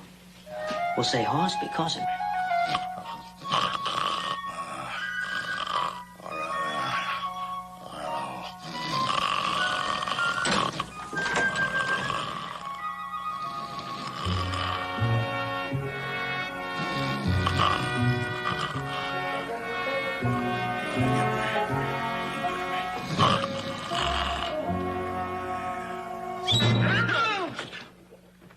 You all right? Yeah, well, hi, Roy. Yeah. Anything happened while I was gone? No, nothing. Roy, you sure you need me around here? It seemed awful quiet to me. What's this? God dang fine home. It's a war. Dang messenger must have snuck in here when I had my back turned and left that. Hey, it's from Rimrock, Utah. Hoss, you remember that Earl Tusher, that fella that sought his way out of my jail last fall? Terrible shame. Well, the sheriff over there is holding him, and I got to go pick him up. It's a terrible long ride from here to Utah, Roy. Yes, sir. Well, I better go and arrange passage and... Say, Hoss. Yeah, what's the matter, Roy? I was just thinking I'll be gone several days, picking up Earl Tusher and... Now, Roy, don't you worry about nothing here. I'll take care of everything. Yeah, I know, but I was just thinking maybe you better get back to the Ponderosa. Your pa might need your help. Now, Roy, I promised you I was going to help you, and that's exactly what I'm going to do. Yeah, I know, but I didn't figure that I was going to be out of town, and it's a big responsibility running this. I'll tell you what. We'll ride out to the ranch and see what your pa thinks, huh? Anything you say, Roy. All righty, I'll just get the keys and we'll lock up. Roy! Roy! You busted my hand. Roy, I'm terrible sorry. Let me help you with the doctor. I don't need no help to the doctor. I didn't bust my foot. I busted my hand. It was my gun hand, too. I gotta think of that Earl Tusher, and I gotta go up there, and if I get, I don't know what to...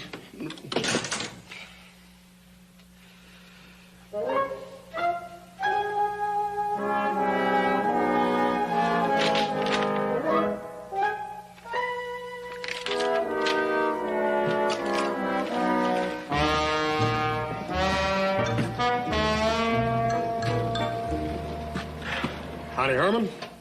Well, Hoss. You, going somewhere? Yeah, I'm going to, Utah. I gotta go over there and pick up old Earl, Tusher? Yeah, Earl Tusher. Yeah, well, Earl ain't none too bright. I figured he'd get himself caught sooner or later. But, how come you're going? Well, you know, Roy couldn't go on account of his hand. You know. Oh, no. I didn't know Roy hurt his hand. Well, I reckon he knows what he's doing. Where are they holding Earl? Rimrock.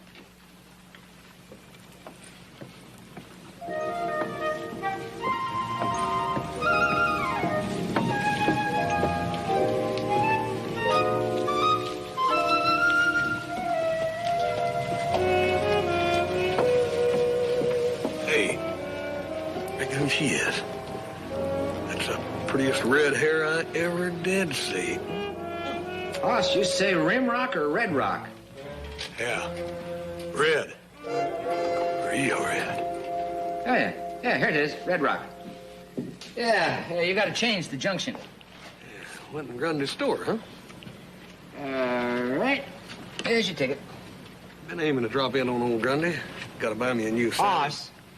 Huh? Here's your ticket. Oh, yeah. Thank you, Herman. That'll be $10. Wow, that's a Powerful lot of money to be spending on a man like old Earl, ain't it?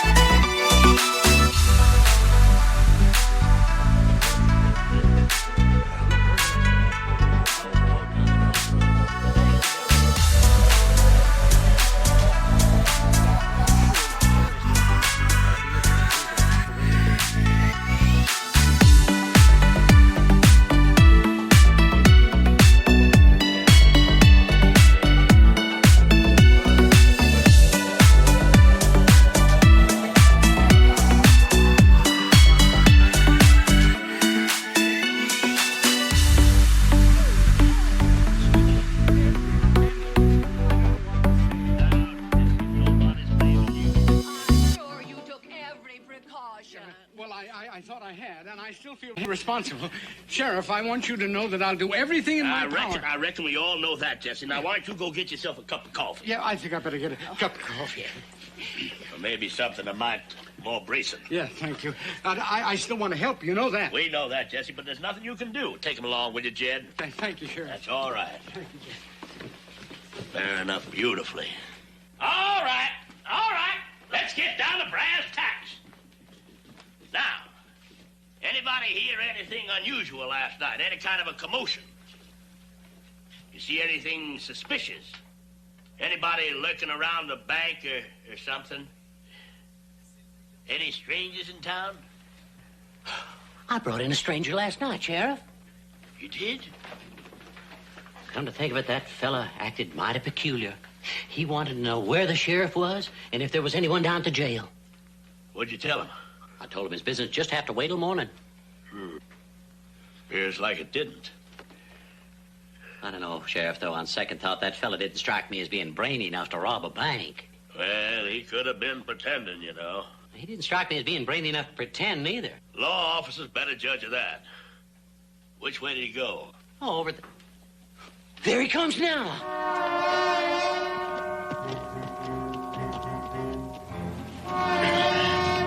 All right, let's go.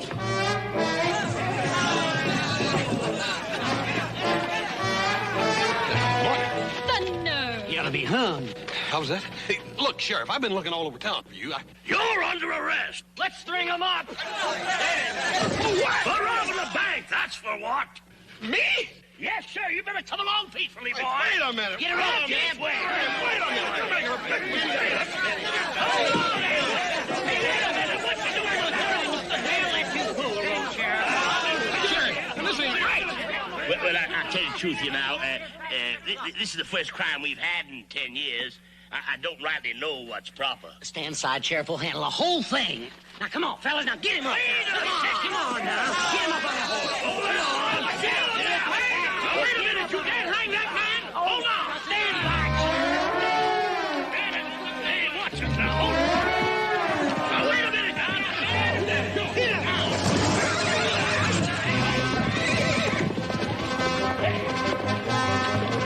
Don't shoot. We want to get our money back.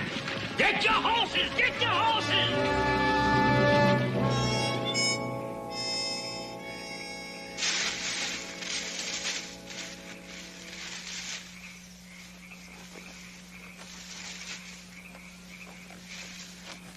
From the racket you're making, I know you ain't no Injun. Come on out from behind them rocks now and have some coffee.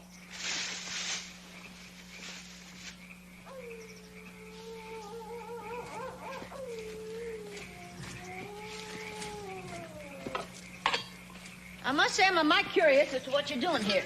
You're too far off the trail to be sightseeing. Oh, much obliged. You two go around that way, boys. I'll go around They this after way you? and meet Hightail it into that tent.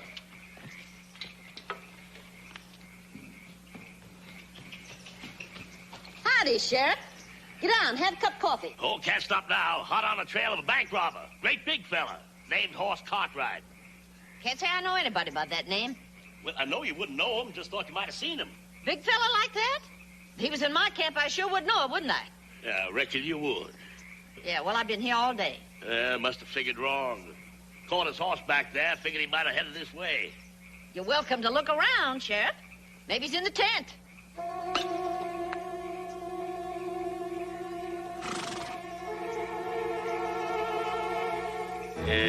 No, if he was here, you would have seen him. And the size of that belly, Sheriff. Stooping over, looking in a few tents wouldn't hurt you none. You got a provoking way of saying things, Miss Looney. Ain't no wonder you're out here alone living by yourself. Come on.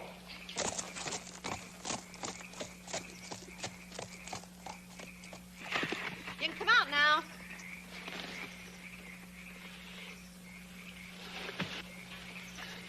Ma'am, I don't mind telling you, you scared the daylights out of me in there for a minute. You know, I'd dang near soon hang to death as be scared to death. Oh, I knew he wasn't going to look in the tent. One way to confound your enemies is to tell them the truth. Did you ever notice how little attention people pay to the truth? Oh, yeah. Now that you mention it. Well, ma'am, in that case, how come you didn't tell him that I was here? Well, now, he didn't actually come right out and ask me. Besides, I figured I'd kind of like to know why you was getting away. Oh, they think I robbed a bank. Well, did you? Oh, no, certainly not, ma'am, no. Then why did you run away? Well, you see, they were all so excited. They wouldn't listen to me. They wouldn't let me explain it. I'm Hoss Cartwright from Virginia City, and they all got to talking about ropes and lynching and hanging, and well, I just didn't figure there's much future in me hanging around. How come you didn't keep riding till you got clean away? Well, I fell off my horse, ma'am. Oh. Well, it's a good thing you stumbled into this camp, boy. You ain't safe out there alone, you know. Well, first thing in the morning, I'll go into town and see what I can find out. You mean you believe me? Well, of course I believe you. But, ma'am, you don't know nothing about me. With all the experience I've had, you think I don't know the pure truth when I hear it? Well, I'm certainly obliged to you, Mrs. My name's Lulabelle. Miss Lulabelle Watkins. Folks around here call me Looney. Looney? Looney, that don't sound much like Lulabelle, does it? It ain't. It's short for lunatic. Oh, well, come on, let's get some shut-eye. Yeah, I'll just bed down out here. No, come on now. You're going to stay in the tent. Oh, ma'am, Come on, don't argue with me. You're going to be safer in there. Come on, get in there. I don't want to take your tent, ma'am. Now, don't worry, boy. Come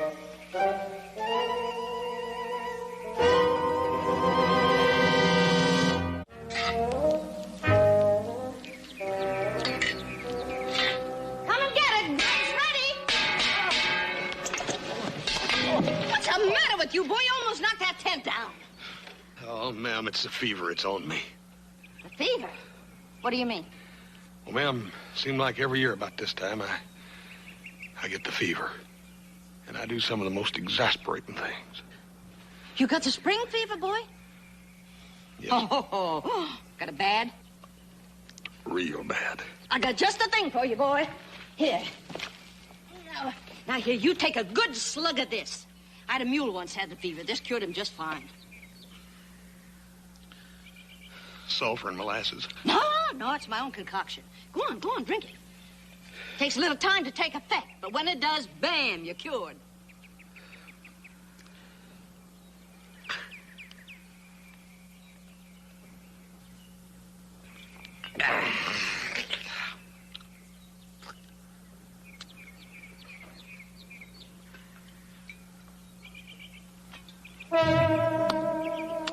Hey, that ain't half bad. Like I said, cured my mule just fine. Now, you go on and keep swigging that, and I'll go to town and scout around.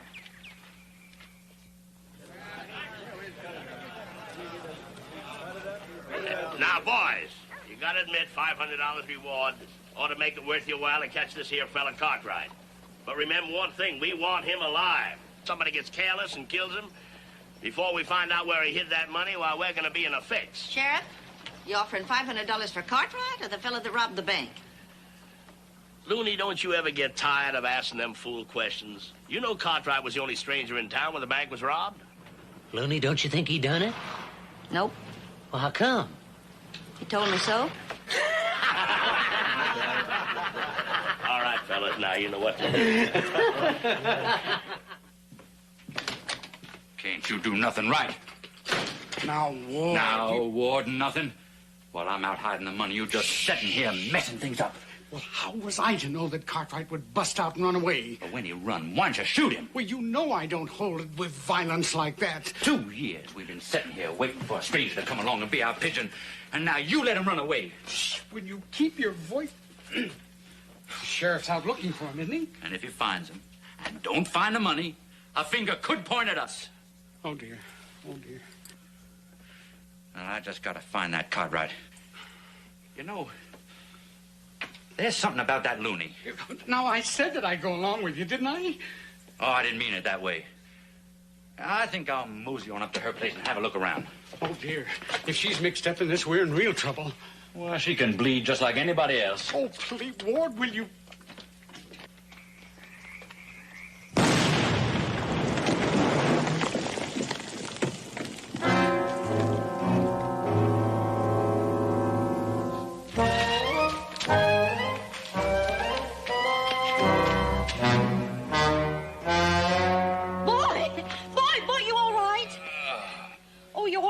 Now, take it easy.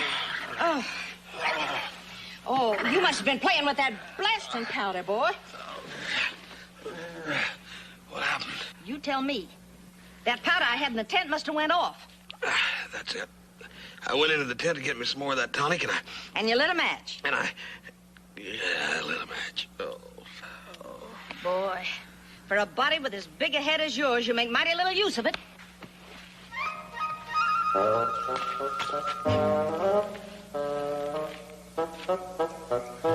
Gold! Gold! Gold! Look at this! Gold! Well, this is the highest grade of ore I found around here in 20 years of prospecting. You mean that... You found yourself a gold mine, boy. It's not mine, ma'am. It's yours. Oh, after 40 years, you come along and prove I've been sitting here on it all this time. Oh, ma'am, I'm sorry. I just can't get too interested in gold at the moment. You ain't interested in gold? What good is it going to do me, ma'am? All I can do is go out and buy myself a fancy funeral after they get through stringing me up. Oh, now, I'm not going to let them string you up, boy. How are you going to prevent it? Well, now, first of all, we got to get our finances straight. Do you know anything about mining gold? Not a thing. I figured I'd let you handle all that. Well, that's the ticklish part of it. I don't know nothing about mining gold neither. I thought you just told me you'd been prospecting for 40 years. Well, prospecting means looking for gold, not finding it. You know, a rich vein like this runs clean through this mountain. It's going to take a lot of know-how to get it out. Yeah. Sort of like finding counterfeit money, ain't it? Looks like there ought to be some way we could profit from it, though. Oh, there's bound to be, boy. Let's sleep on it tonight, huh? Yeah. Maybe we'll dream up an answer. Come on.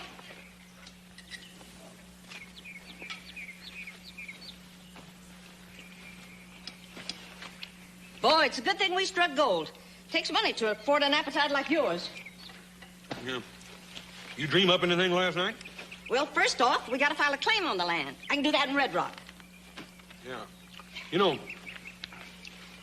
anybody sees them samples, if they're as rich as you say they are, they're going to dig this mountain plumb out from under us. Nobody's going to find out about the ore. I don't need to get it assayed. Well, there's got to be some reason for a prospector filing claim on land.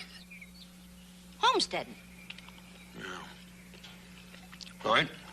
So we file a claim. Then what do we do? Well, you don't know nothing about mining, and I don't know nothing about mining. How do you feel about selling it? Suits me. There's just one hitch. Yeah. I figured it would be. What is it? Money. You got any? Filing takes money. I lost my wallet when the posse was chasing me. Ain't you got none? Nope, not a cent. Well, sort of looks like we're out of business, don't it? Not exactly. We still got one valuable asset. Yeah? Well, let's use it. What is it? You. You're worth $500.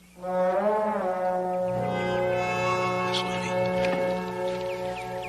You want me to go to jail just so we can get the reward? Well, now that's a hard way of putting it. But with you in jail, the real Robert feels safe and give himself away. You do make it sound sort of simple at that. Then you'll do it? Dad, burn it. I've been thinking I ought to turn myself in anyhow. Might as well kill two birds with one stone, I reckon. Have some more tonic, boy. You're thinking better.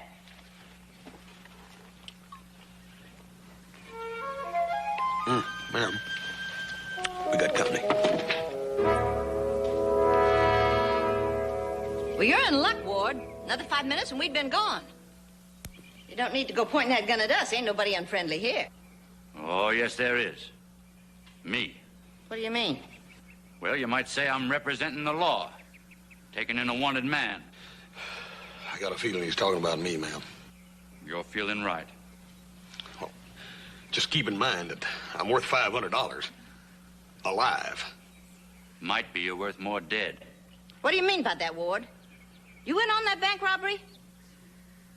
Now, I'm just doing my duty as a citizen, taking in a wanted man. Hand me that rifle.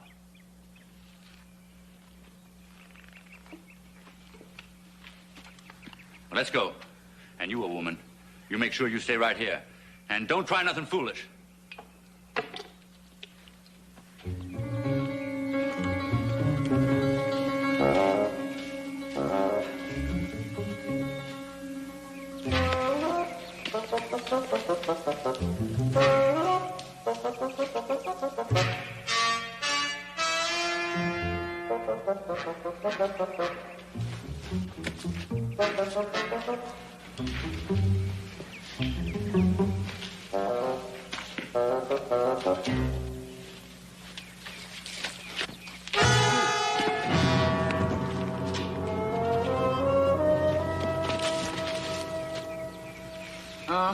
He'll be right as rain, except for a little headache.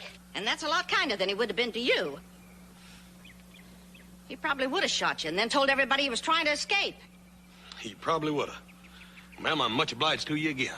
Ah, that's nothing.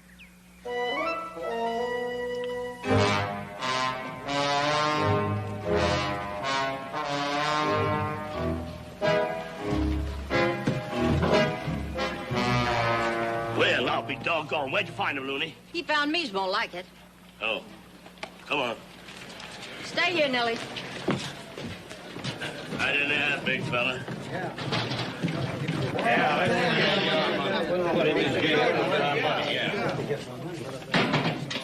Well, looks like we're all going to get our money back. Now, you boys clear out and tell folks to quit worrying, yes? All right. Yes, have a little talk with that prisoner. Ain't you forgot something, Sheriff? Oh, the reward money. Well, it's right here, just like I said it would be. Yeah. 1, 2, 3, 4, $500. I'm surprised that folks in this town could raise that much cash. Well, folks didn't have to. Old Jesse Simmons felt so bad about his bank being robbed, he just put up all the reward money himself. Oh, well, now, wasn't that nice of him? You thinking what I'm thinking, boy? Huh? How come that robber didn't get all the money out of Jess Simmons' bank? Here. Hey, what are you doing? I'm putting my money in a safe place. I got a mighty low opinion of banks. Why is it I always keep forgetting you ain't the most sensible woman in the world? What you gonna do with the money? Thought I might file a claim on that land around my camp and settle down here permanent. Settle down when you got the most grub stake money you ever had in your life? Yep, seems like a pretty good notion. I guess I'll go over there and file right now. You got your tonic, boy?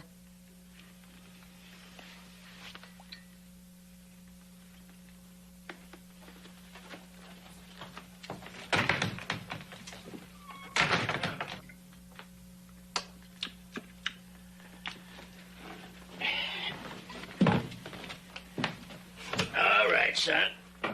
Sit down. You and I are gonna have a nice little talk. It's high time. Of course, the most important thing now is where you hid the money. Nope. The most important thing is how come you put me in this jail cell in the first place? Now, looky here, big fella. You don't expect to go around robbing banks and not get put in jail. I ain't robbed no bank. Well, what'd you run for if you wasn't guilty? Well, I didn't figure it was fitting to sit there and argue with you all day long about it with a rope around my neck. Well, I admit that feelings was running kind of high, but that ain't no reason why we can't sit and chat about it now. Fine. I'm Hoss Cartwright from Virginia City. Now, Roy Coffey sent me here to pick up Earl Tusher on account of, well, he accidentally hurt his hand.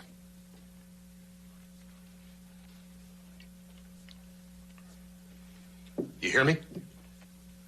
Oh, I heard you all right, but what's all that got to do with where the money is hid? It ain't got nothing to do with money.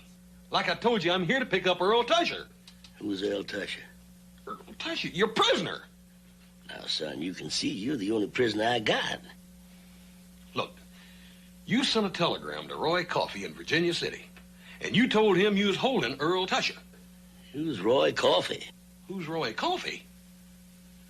Why, Roy Coffey, the sheriff in Virginia City, Nevada. Like I told you, he hurt his gun hand, and I'm down here to pick up Earl Tusher in his stead. Can you read and write? Well, not the best in the world, I reckon, but why do you ask? Well, it's a shame a fanciful fella like you ain't putting that stuff down for folks to read.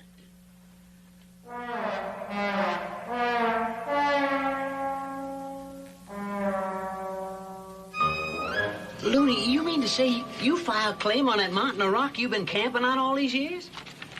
That's the right of it. What crop do you figure on getting out of it? Gold. Howdy, Simmons. Well, good afternoon, gentlemen.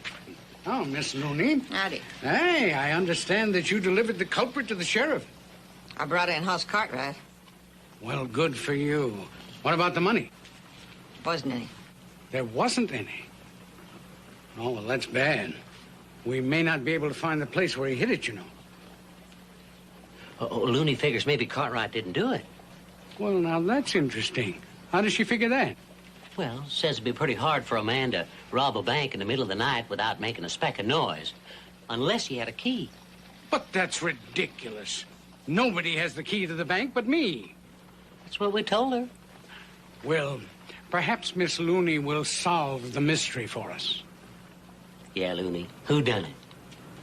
He did.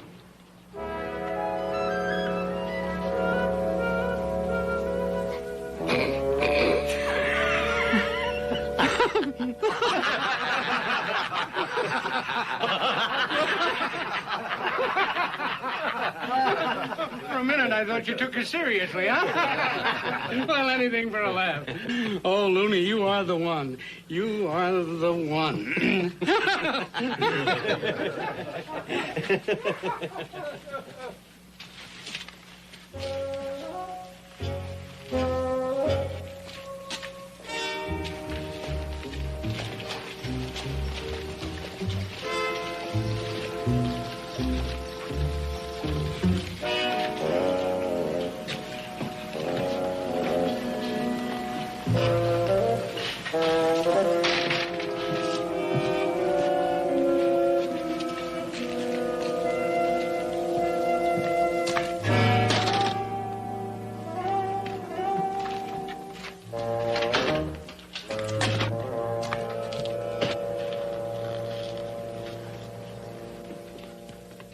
Get me as far as accepting violence.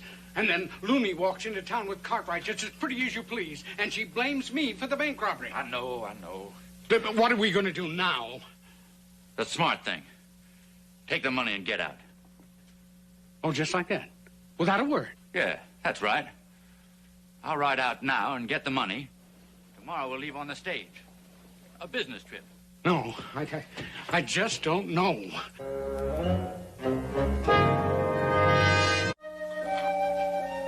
Yeah. What is that stuff? It's tonic. Wanna try a little of it? Much obliged. That ain't bad. Now look here, boy. Folks have had a time to cool off. Now, they ain't so much concerned about what happens to you as they are about getting back their money. So if you'll just tell me where you hid the money, things will go a lot easier on you. Sheriff, like I've been trying to tell you, they ain't no way I can tell you where that money is, because I don't know where that money is. And I ain't had nothing to do with no bank robbery. Then what were you doing here? Like I said, I was here to fetch Earl Tusher. Look here, folks just ain't gonna believe that story. Now, you'd be a sight better off if you just come clean. Howdy, Sheriff. You want to see the prisoner? No, Sheriff, I come to see you. Oh, what do you want? Well, I figure it's high time you got down to business and put Simmons and that Ward feller in jail. Now, see here, Looney, you going around talking like that, people are gonna think you're... Well, just don't go talking like that. How many times I gotta tell you? Simmons robbed his own bank. It don't make no difference how many times you tell me. It just don't make no sense. Any short-tailed young'un to tell you it's the only thing that does make sense. Well, I got no time to argue. I gotta go home to supper. But that stage leaves first thing in the morning. You gotta arrest him tonight. No, I don't. I gotta get home. Ain't you afraid they'll get away? I'm more afraid of Emma. Besides, she's having pot roast. Well, appears like that there's to be any sheriffing done tonight. It's up to me to do it. I see. And just what would you do? Well, first off, I'd let that poor innocent boy out of jail. Well, shucks, now, we don't want no innocent folks in jail, do we? And then me and the boy here would go out, round up them rascals red-handed, and take back the money. Well, now, that strikes me as a pretty sound program.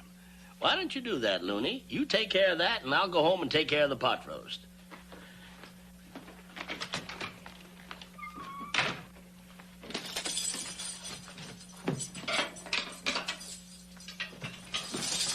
Boy. Miss Looney, wait a minute. What's the matter? Well, ma'am, I ain't too anxious about getting shot over breaking out of jail. You ain't breaking out of jail, boy. You heard what the sheriff said, word for word. Yes, but didn't it strike you as a little peculiar the way he said it? Well, if a body held off doing something every time something sounded peculiar, it's hard to say what would ever get done.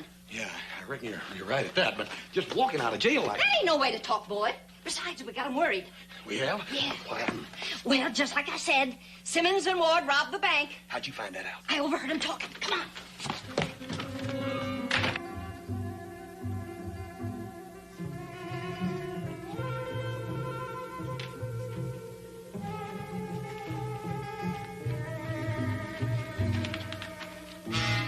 There's a light in Simmons' office. They're in there, all right.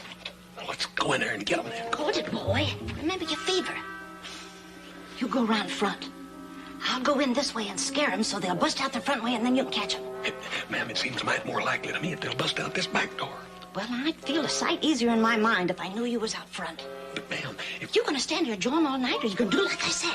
Yes.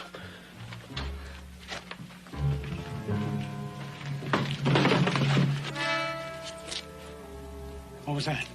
What? Well, I thought I heard something.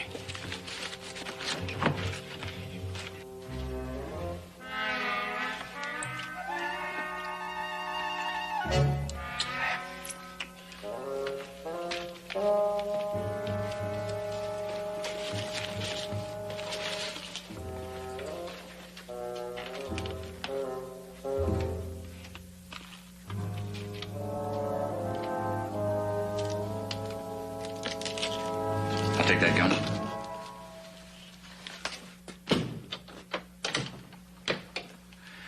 Now, as long as you're so nosy to find out what's going on in there, go on in. Here's that noise you heard? Oh, dear, now what do we do?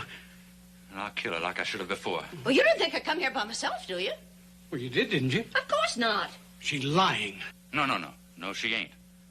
One thing I found out about this old woman, she always tells the truth. You gotta ask her things just right.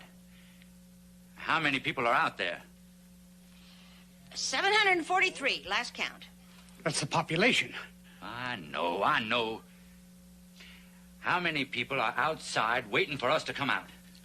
Well, now, if you mean... Now, you know perfectly well what he means. How many men came with you? Come on. You figuring to shoot me or poke me to death? Don't poke her. Don't poke her. Well, I ain't particular about details, but if I don't get a straight answer quick, I'm going to start something right soon. Now, for the last time, how many men came with you? The pure truth? One.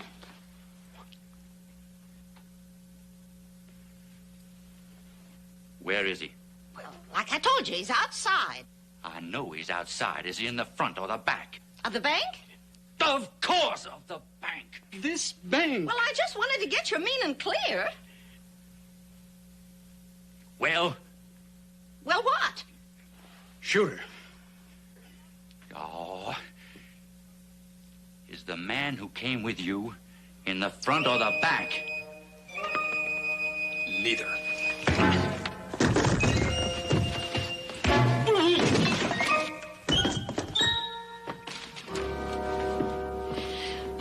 Boy, was I glad to see you. Yep, I reckon I got here just in time, huh? How'd you happen to come after me? Well, I figured you was in trouble when they didn't come busting out. You figured that out all by yourself? And you got in here without making a speck of noise. Yep, I stand out there in front, and just like you said, bam, the fever left me. I declare, boy, there just ain't no end to wonders. Yep. Well, that is the wildest story I ever heard in my life. Yep, everything turned out all right. I got the two crooks. That's right. It's caught double the number you started out after. Yeah. I sort of feel bad about old Earl Toucher, though. I'll ride in town first thing in the morning, tell Roy about it, and I'll get right on my way after him. Oh, I don't think Roy will appreciate that offer too much, Hoss. Yeah, but why, Paul? This tonic that Miss Looney gave me, why, it cured my fever just bam, like that. Now, anytime I feel it coming on, I just take a big swig of it. Oh, well, we'll talk about that in the morning, huh? So go to bed now.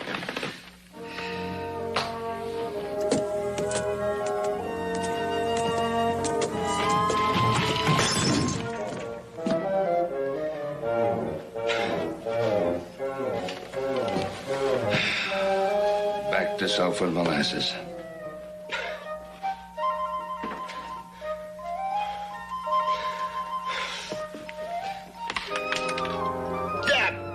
Burn it.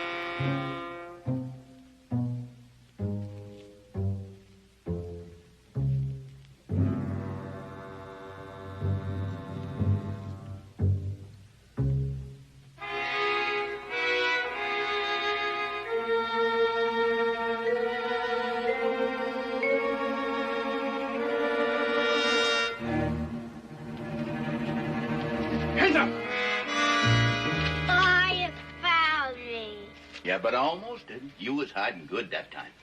Come on. I bet this time you'll never find me. Let's play again. Well, I can't play no more. I got a lot of work to do, but we'll try again tomorrow. Let's see how good you can ride, huh?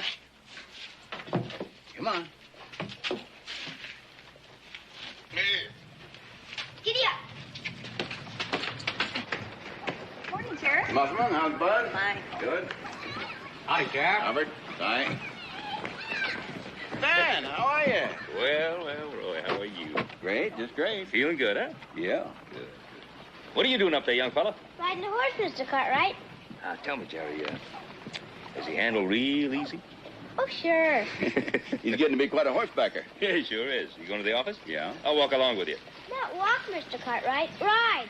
My golly, Jerry, you're absolutely correct. I'll ride along with you. What brings you to town, Ben? Oh, just a little business at the bank.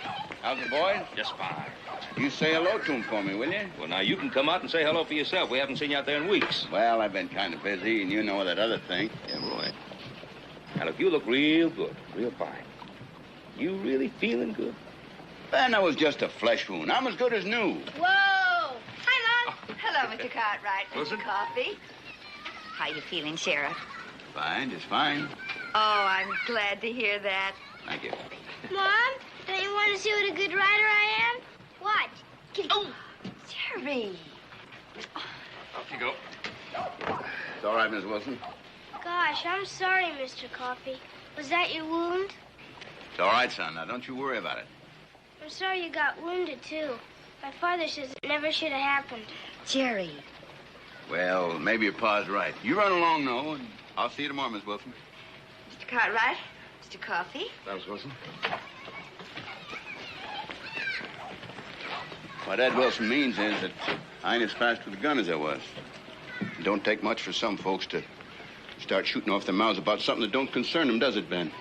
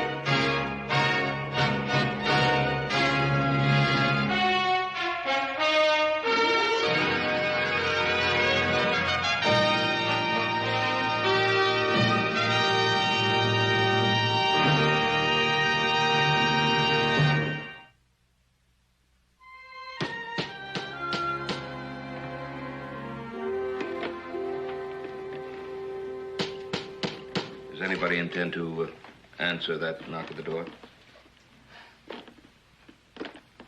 Well, I suppose that means me, huh? I don't know why I had to be born the youngest.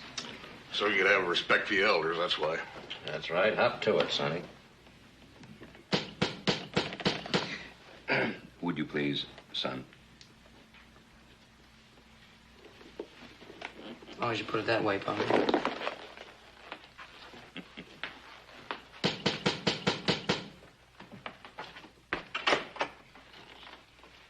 Hi, Mr. Armstead. Good evening, Joe. How are you? Well, Ben, good evening.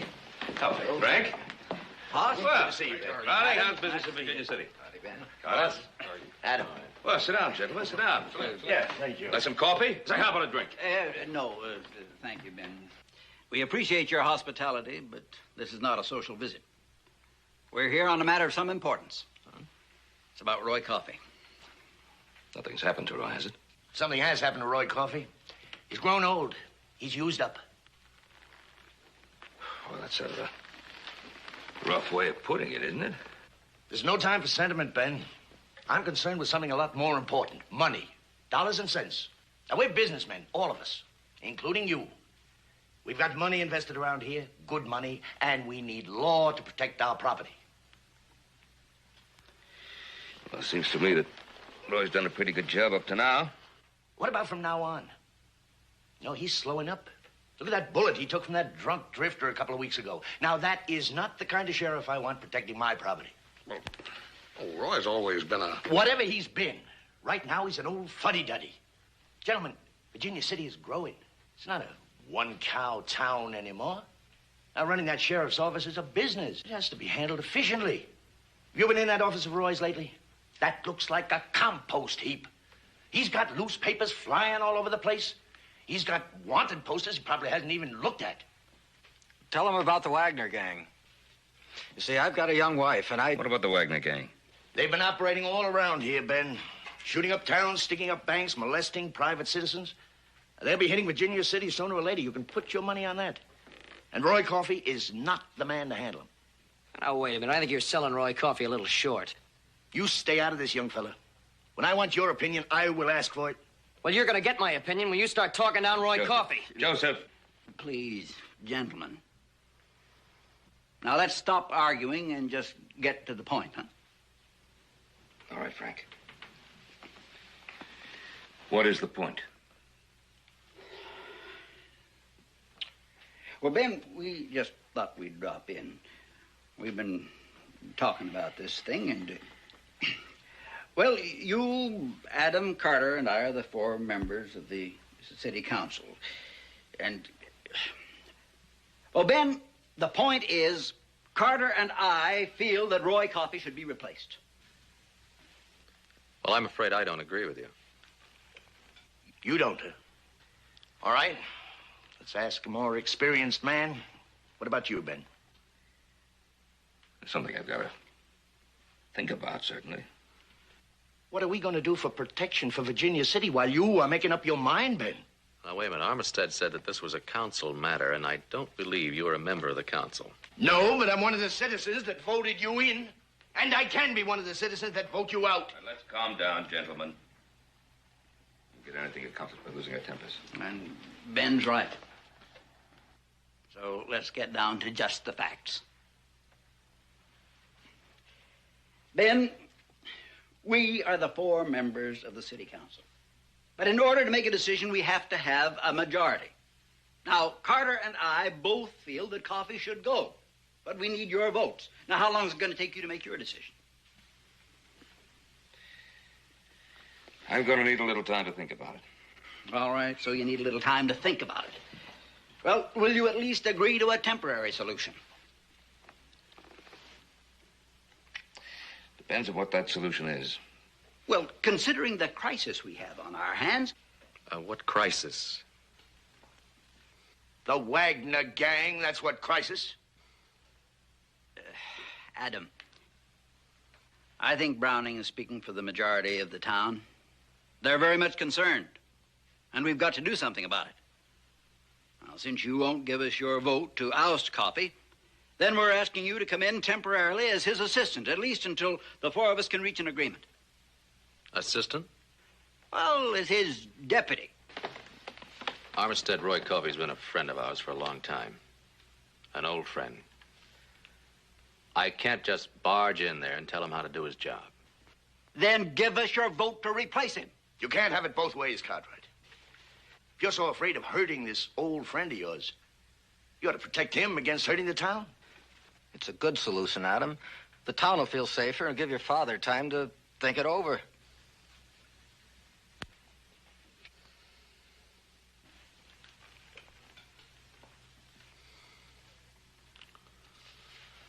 All right, I'll try it. Good man. Good man. Well, gentlemen, I think we needn't impose further on your hospitality. You've made me feel much better, Adam. You see, with this young wife of mine and the Wagner gang operating around Carter, here... come on. Good night, Joe. Good night, gentlemen. I think you did the right thing, Adam. If there's going to be trouble, Roy may really need some help. Well, I sure don't look forward to telling him. Well, I know, but still, I can't help worrying about Roy handling somebody as, well, as tough as the Wagner gang all by himself. Well, maybe Roy ought to get himself a good fast gun for a deputy. Well, that's Adam's job. Find out what Roy is really capable of handling these days. Who knows how tough that Wagner gang really is, anyhow.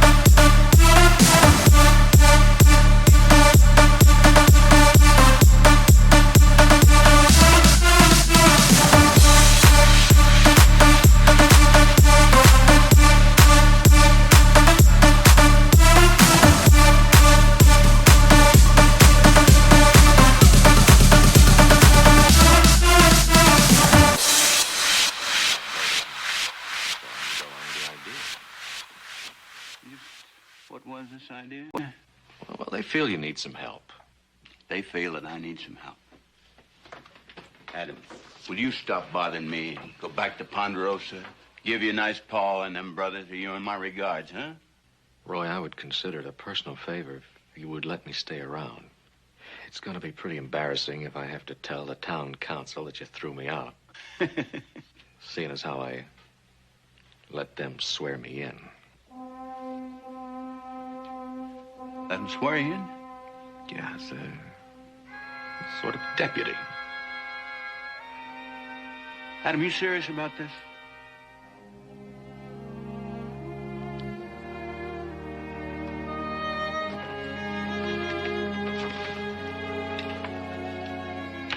That's a fine how do you do in it.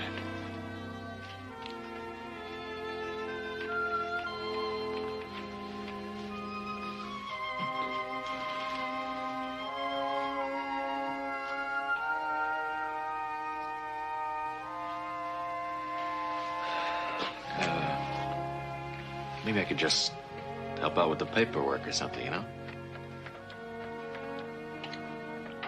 All right, you can stay around if you're minded, do some paperwork, but all I'm going to ask is that you stay out of my way and don't bother me, huh? Now, I'll get back this letter.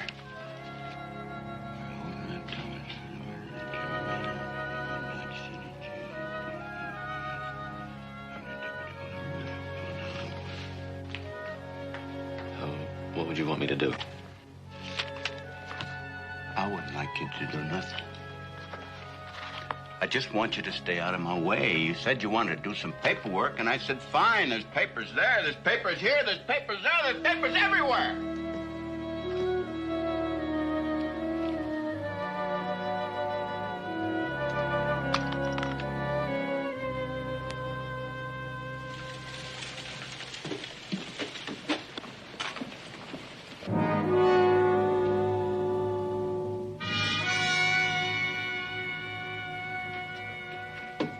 Uh-oh, excuse me. What?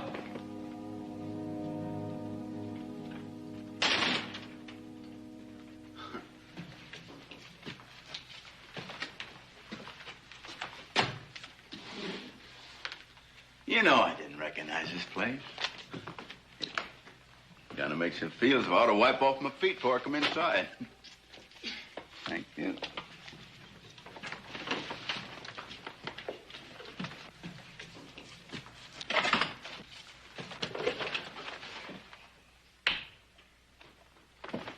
Sure done a job on straightening this place out. You know what I'm going to do?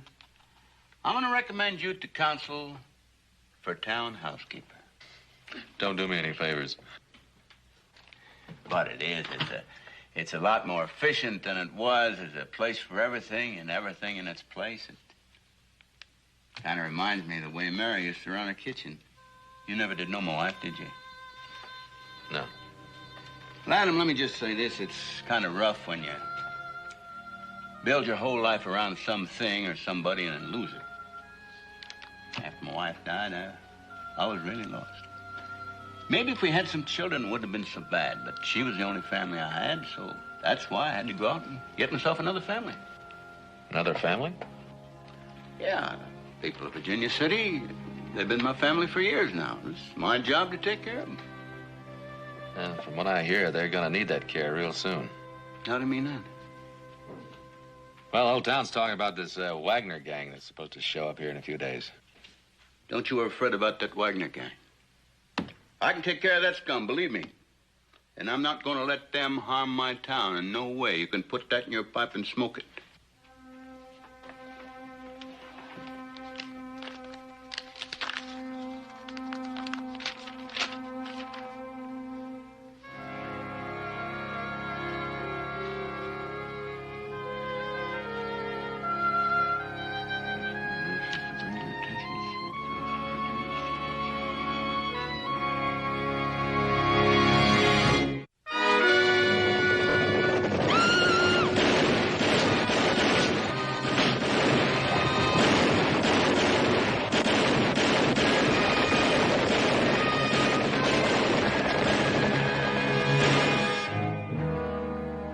telling you, trouble is coming. What we want to know is, what are you doing about it? Doing? We have got to do something about the Wagner gang. Now, there's going to be a showdown and a bloody one. What do you plan to do about it? Well, the only thing I plan to do is to avoid a showdown, especially a bloody one. You call that doing your job? Yeah, that's what I call it. The only thing is, I believe you gentlemen are a little confused as to just what my job is. What are you talking about? My job is to protect the people of Virginia City, not to get them killed. Now, if you gentlemen will excuse me, I'll stretch my legs a little.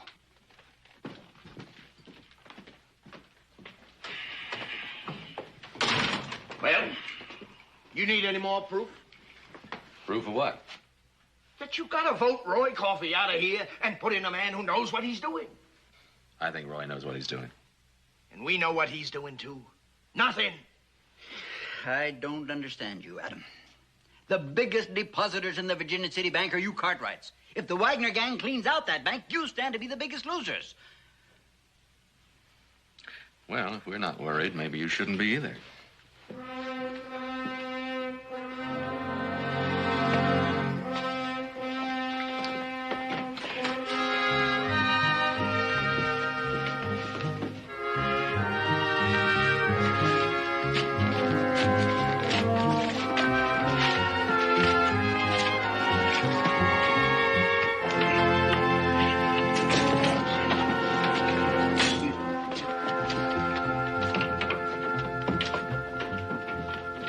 What in the world are you doing? We're just putting some bars in that window. Have you taken leave of your senses? Well, I don't think so. Do you expect the Wagner gang to just come crawling in through the window? Windows of a bank that nobody's making any effort to defend? What's to keep them from just walking right in through that front door? Well, nothing, I guess. Roy, for heaven's sake. And you, Adam Cartwright, helping with this nonsense. Oh, you just wait till I spread this piece of news around. Sure spends a lot of time getting mad, don't he? Yeah. Well, mad as a wet hen. Came by the office later and said that he and Carter and Browning were going to come out here later on this evening. Well, we're always happy to extend our hospitality to members of the town council. Well, I think there's something I ought to tell you before they get here. What's that? Well, things are getting pretty tense in town. I may be headed for trouble, I don't know. But I've decided to stand with Roy all the way. If I'm wrong, I may need your help. And I don't know whether I really have the right to ask for it, because the only thing I've got backing me up is my feeling for Roy and just my faith in the man. I mean, Roy hasn't come up with any plan about how he's going to handle the Wagner gang if they do show up. Well, now, I don't know. We spent the greater part of the afternoon putting bars on the bank windows, so he must have some kind of a plan. Well, Roy's an old friend. We all have faith in him. What about the folks in town? Well, there's a lot of talk about the Wagner gang. They all feel sure that they're coming, and they have quite a few doubts about Roy. Yeah, Browning's influence him. Oh, yeah, he's been talking a lot against Roy these past few days, that's for sure. There's always somebody who thinks a fast gun is the only way to settle things. Well, the trouble is people believe him. I've lived pretty close to Roy these past few days. And I believe in him. No matter how he wants to handle that Wagner gang. You want to know if we're in back of you? Well, I agree with you. I think you'll find that the boys and I'll be with you if you need us. Thank you. Well, it must be the duly elected representatives.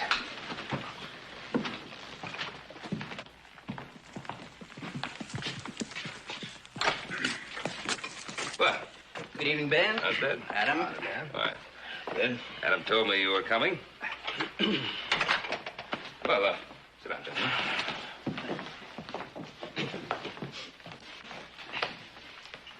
Ben, we have got to have your decision on Roy Coffey right now. You mean Adam's decision and mine? No, yours. We know how Adam feels.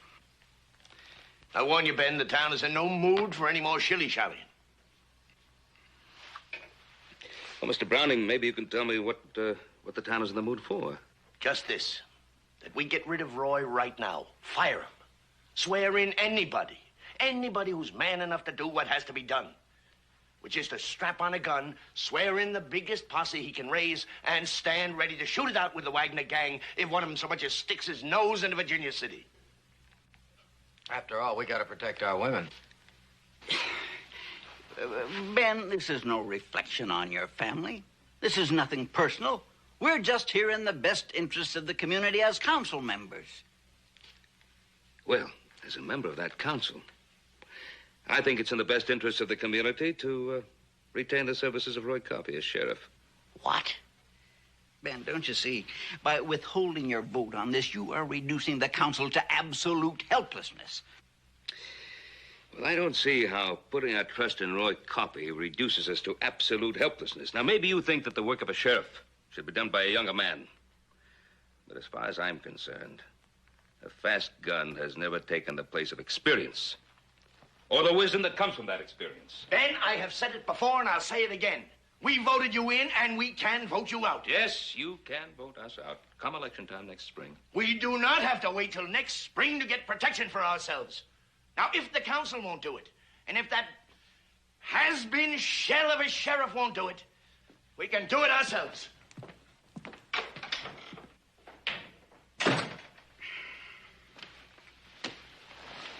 Ben, trouble is going to come of this. And when it comes, it's going to land right on your shoulders. Yours and Adam's. The town knows how Carter and I feel. Yeah, I guess we all know how you feel, Frank. If any harm comes to my wife... Oh, come on, Carter. I'm so sick and tired of hearing about your wife.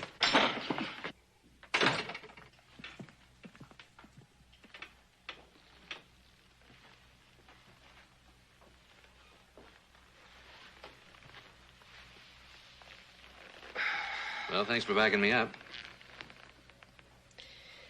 I was backing up your faith in Roy Coffey. And I know how dangerous that can be. I'd understand if you changed your mind. I won't change my mind.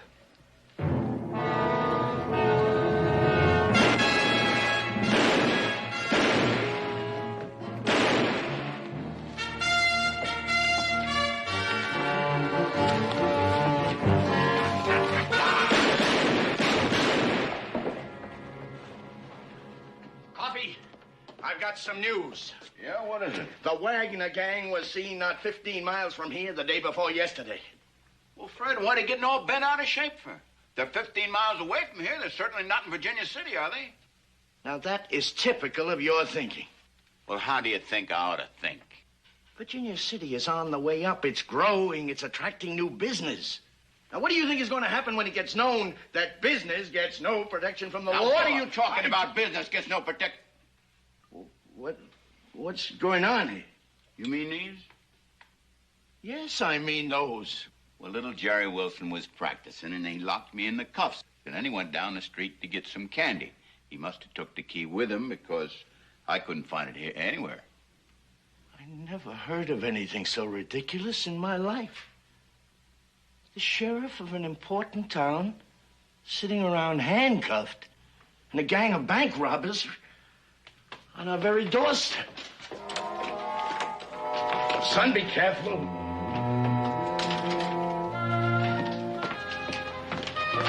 What's he so mad about, Mr. Coffey? Oh, I think he's just a little nervous about that Wagner gang.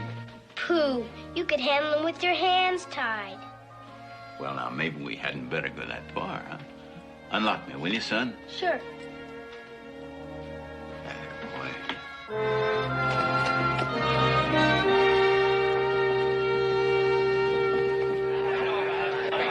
Now, wait a minute. Now, it's no secret.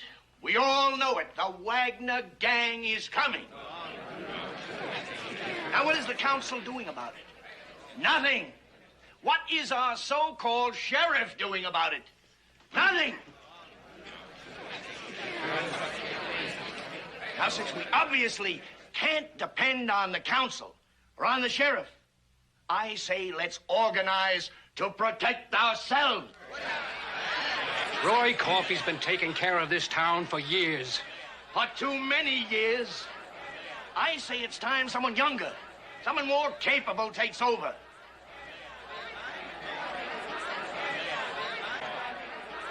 Now, we have got to do something. It's a matter of self-preservation. I say we stick with the law. There is no law against protecting our homes, our property. There is no law against acting like men. There is no law that says a man can't stand up for what's right and fight. Right.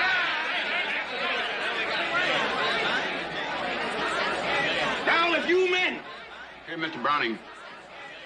May I say a word, please, sir?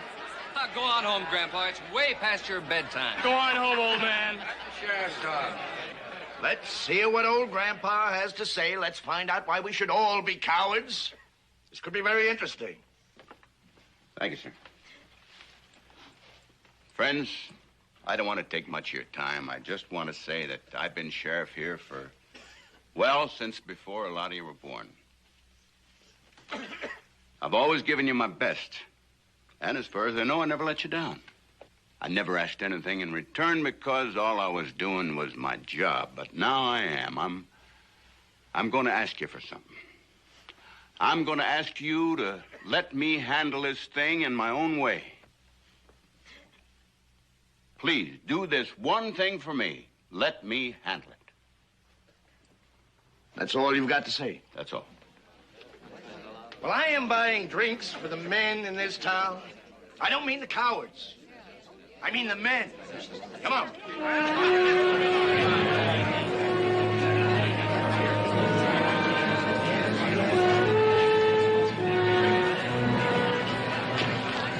Some people in this town sure spoiling for a fight, huh?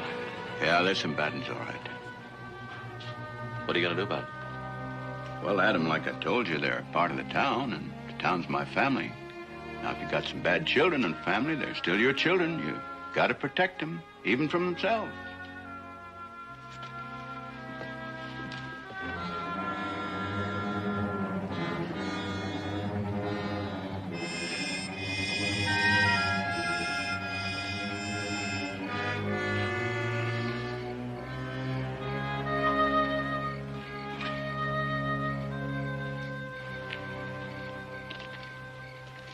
You're late.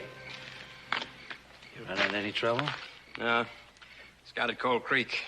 It's a pushover, Wagner. Then I went by Virginia City. Virginia City? Nobody told you to go there? I know. But it's got the biggest bank in the whole territory. And I don't see why we don't hit it instead of all this penny ante stuff. The sheriff of Virginia City's a man named Roy Coffey. He's been around a long time. That means he's been plenty smart. And tough. You saying you're afraid of him, Wagner? I ain't saying no such thing. Ain't a sheriff living I'm afraid of. Look, Wagner, I scouted that town today, and I saw your famous Roy Coffey. He's an old man. All right. Virginia City's next. But I'm telling you one thing. It ain't gonna be easy. Old man. Or no old man.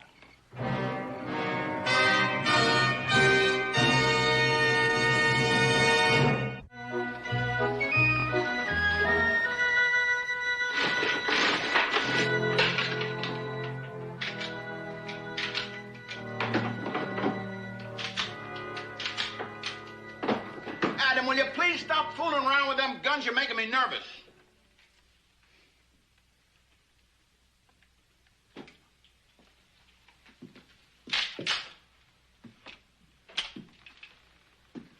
Roy, I gotta talk to you. I'm busy. It's important. Now, can't you see I'm busy? Later. No, Roy, now. All right. Enough is enough. Adam. Now, I've been going along with this silly game of letting you play lawman just because the town council thinks I need a little help. But now you're really getting in my way. You're forgetting that I'm the sheriff here. Not for long. What? What do you mean by that?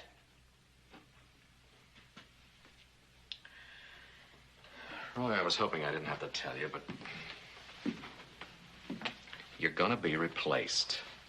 Replaced? You're pulling my leg. I wish I was. But this is my job. Nobody's gonna take my job. Oh, yes, they are. Half the council has voted to let you go. But they can't do that. I'm a duly Yes, elected... they can, Roy. Just as soon as they vote me in power of the council, you go.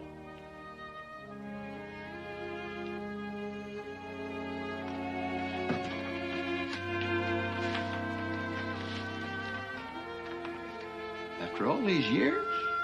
Roy, I know how you must feel. And it's not much thanks for all those years. Why didn't you tell me earlier?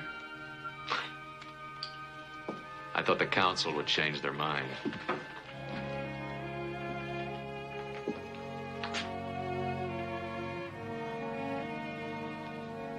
You know, Roy, you spent most of your life protecting this family, as you call it. Like a lot of families, they don't appreciate what you've done. But aside from that, I think we ought to try and look at this thing from every angle. Now, I'm not saying that you're not a good sheriff, but you know you shouldn't have gotten shot by that drunk. I don't think it could have happened 5 years ago. You know, it's nothing to be ashamed of, but, man, we do get slower as we go along.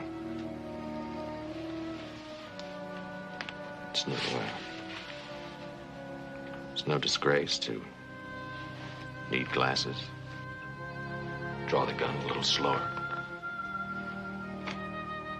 Adam, you don't understand either. None of you do. There's nobody in this whole town that understands my job.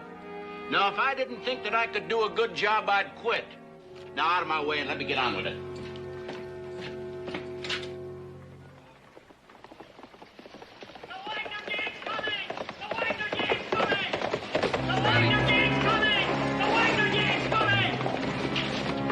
The Wagner gang, you're on their way.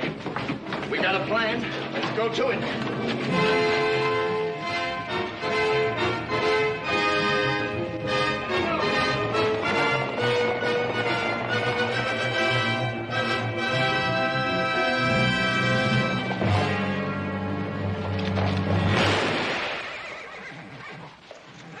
All right, that's far enough.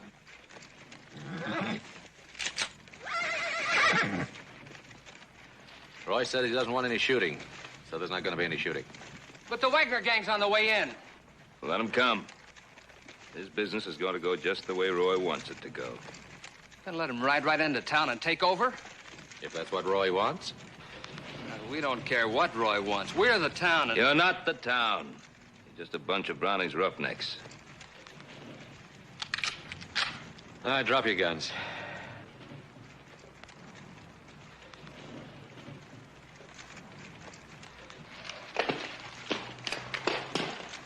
You too. Now go on back to your homes.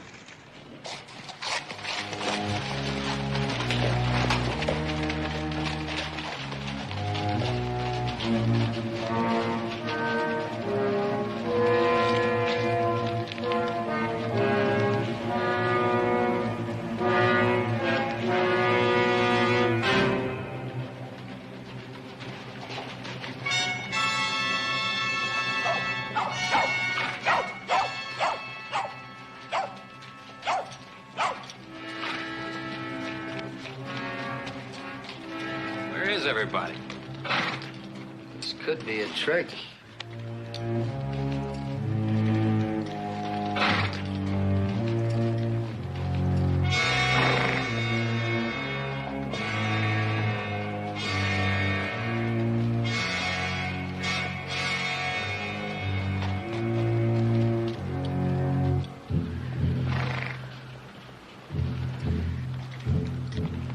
What do you think he's up to? I don't know. Let's find out.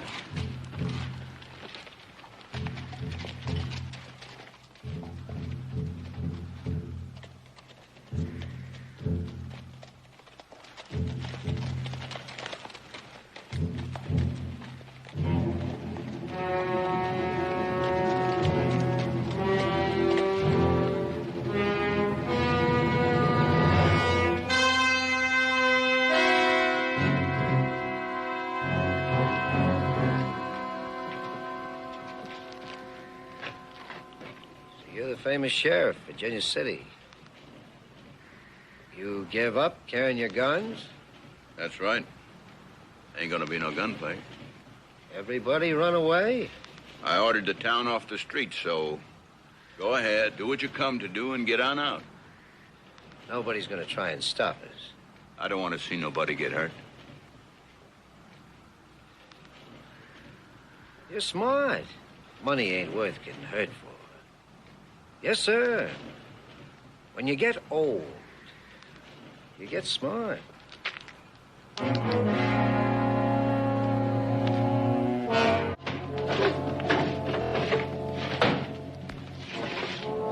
Money back here. You open the vaults.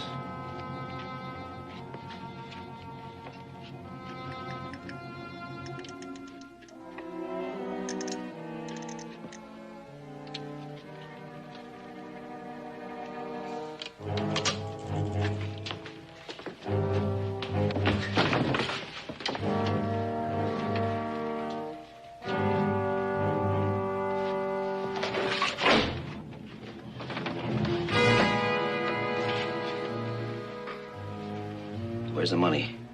It's not here. I can see that. Where is it? I don't know. I don't know. I tell you, the sheriff took it all away. Well, that's why nobody out there tried to stop us. All right, what did he do with the money? I don't know. He wouldn't even tell me. Well, you tell me. Let's get that old man.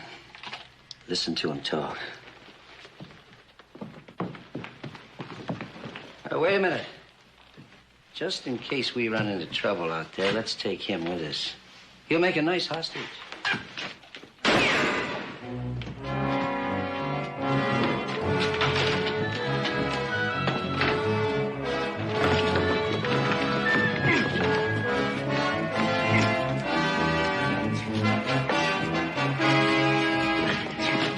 All right, the windows.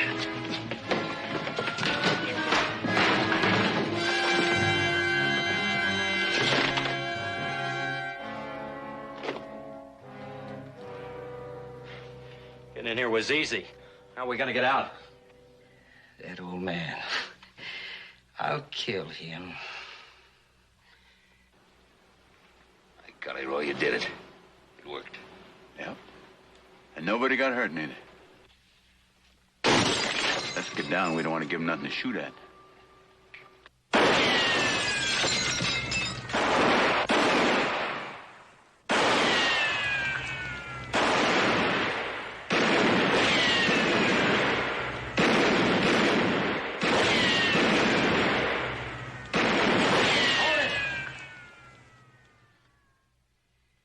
We're just wasting ammunition.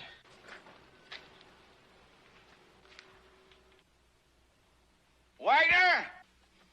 Now listen to this. You can keep shooting all day if you're a miner, or for a week, or for a month, but you ain't getting out of there.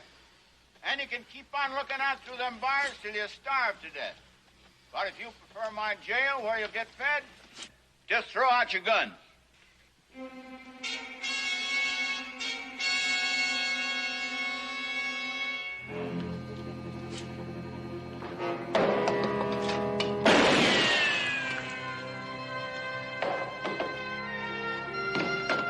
I guess that's it.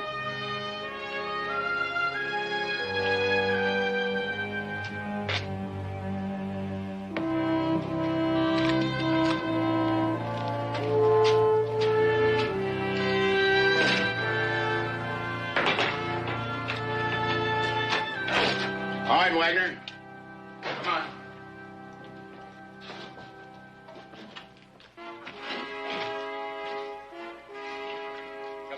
there.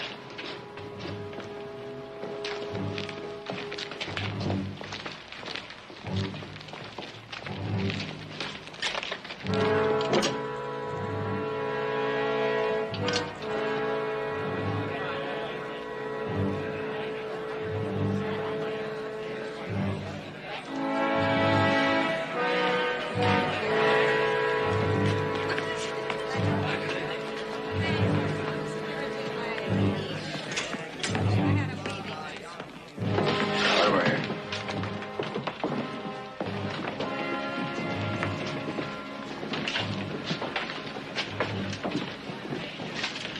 Well, that's that, huh? Is it? While you're here, why don't you tell Roy that he's being fired?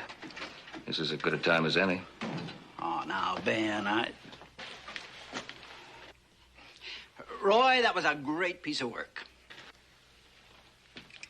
I understand that you want this.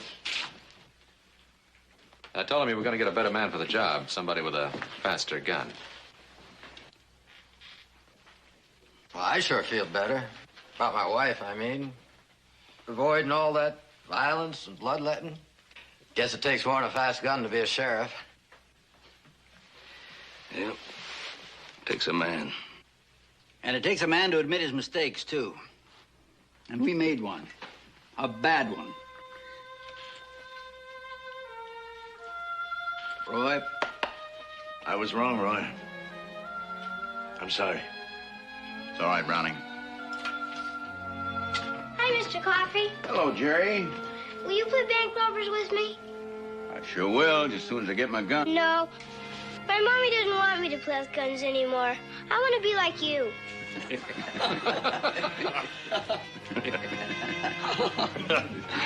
I think maybe your mommy's got something. Come on, let's go for that walk, huh?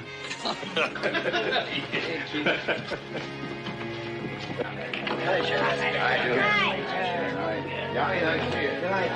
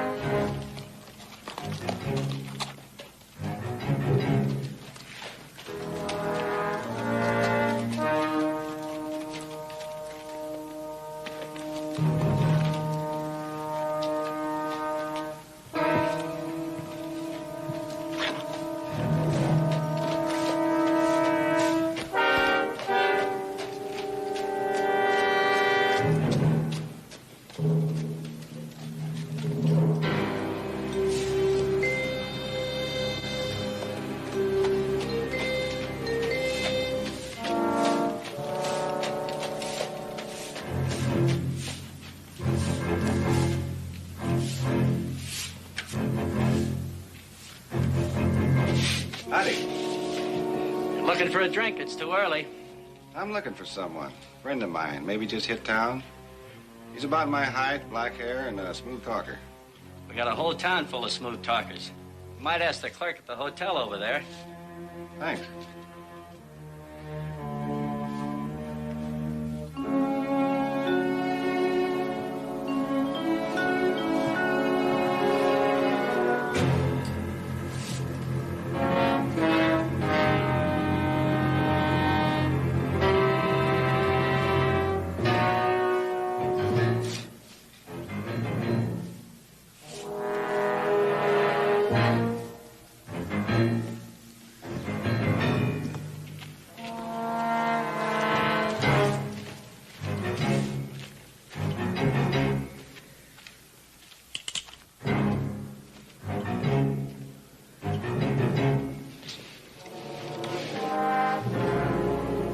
Will? In here, Jenner. I've been waiting for you. Where are the others?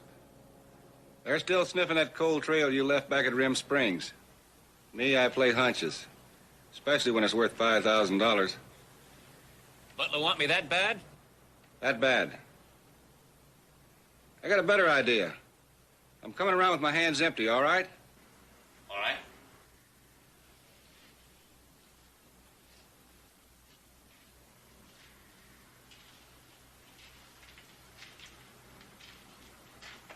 What's on your mind, Jenna?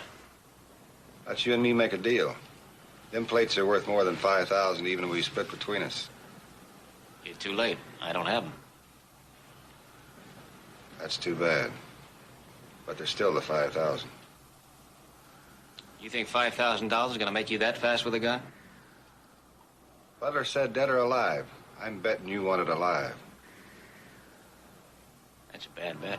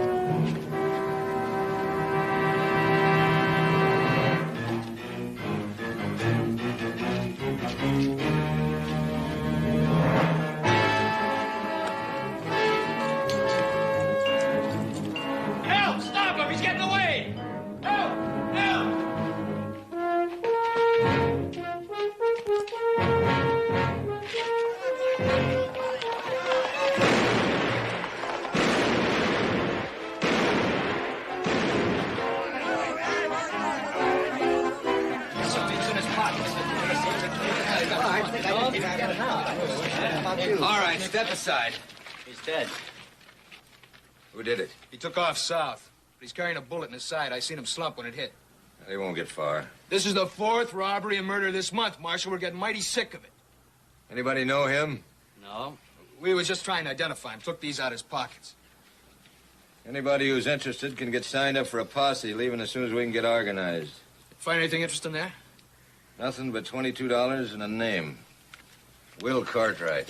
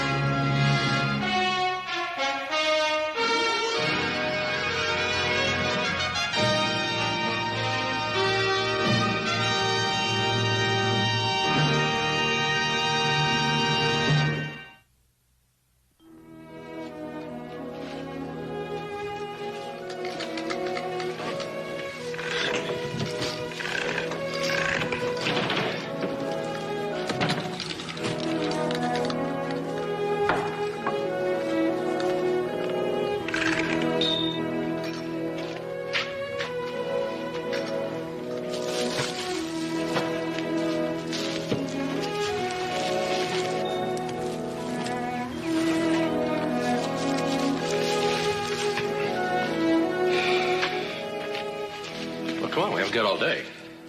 Hey, come on, will you, honest? I'm getting kind of dizzy up here. Something gonna make you a whole lot dizzier if you don't quit yapping at me. Anyhow, it's about time one of you fellas got on this rope. No, that hook's dangerous. You might hurt yourself. I can't let you work up here, Hoss. If I was slip and fall off, we'd be half a day filling in the hole where you hit the ground. You two give me a pain.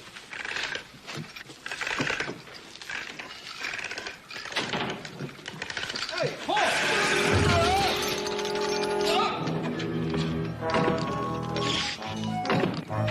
Joseph, will you stop fooling around up there and come on down? Stop rolling around. Come down. Stop falling out.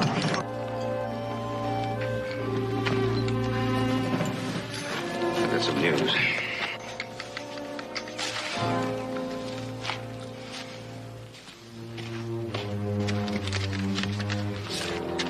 It's Wire here from the marshal in Pine City. My nephew, Will Cartwright, was killed there this morning. What happened, Bo? I know it doesn't say. But I guess they must have made positive identification. Marshal just wanted to know if he was any relation to us. Well, Will's the cousin that disappeared, isn't he? Yeah. Guess the last time I saw him was about 5 years old. Yeah, Adam and I were coming out west. We stopped off in Ohio to see my brother John. John was mixed up in one of those harebrained business deals of his that never got anywhere. You remember that, don't you, Adam?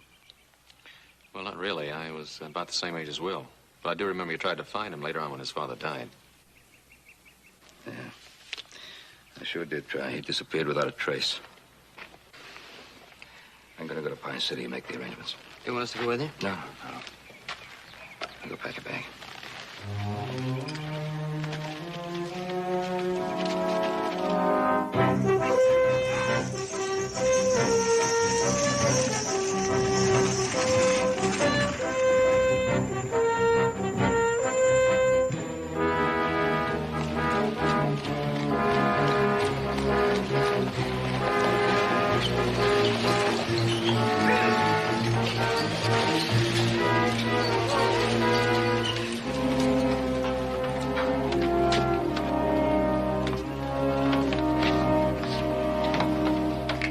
Ben Cartwright?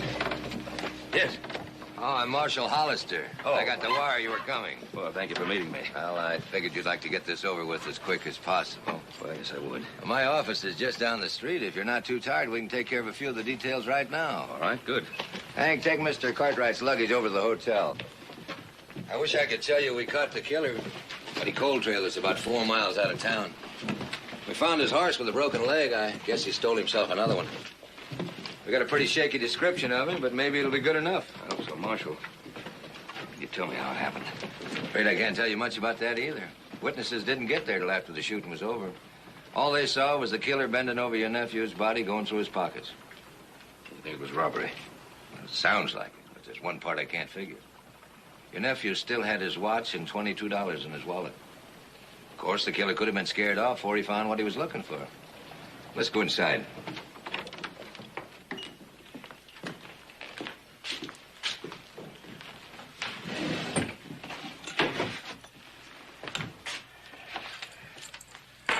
There they are. Money is still there if you want to count it. No, that won't be necessary. Gave this to his father. There's some papers to be signed, Mr. Cartwright. Receipt for the personal effects, and release for the body.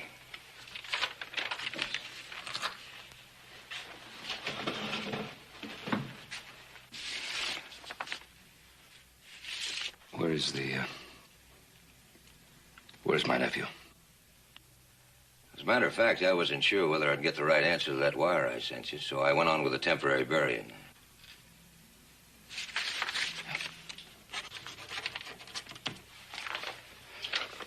Well, that takes care of everything here. Now, maybe it'd be better if you checked in over to the hotel and let me take care of the rest. You'll be needing a wagon to take the body back. I can have everything ready in the morning. I think I'd like to pay my respects before I check into the hotel. Cemetery's just west of town on the far side of the hill. I'll find it. Mr. Cartwright, my horse is the bay right outside. You're welcome to take him if you want. Thank you.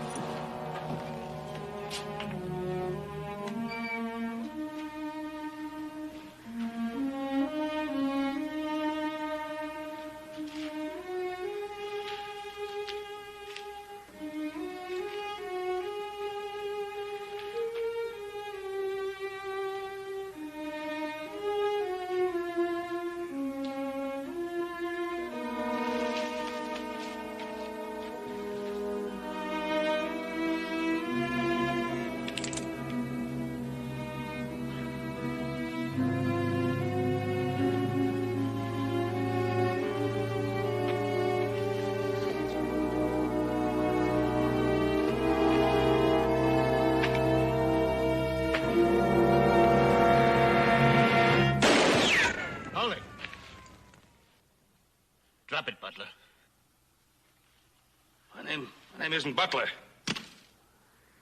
Now, turn around. Slow.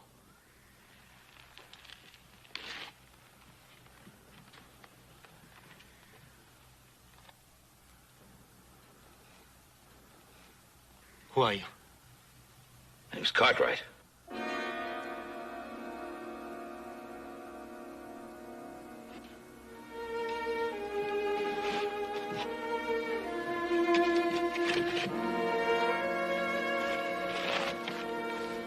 Ben? Ben Cartwright. Yeah. You picked a rotten time to visit relatives, Uncle. Will? All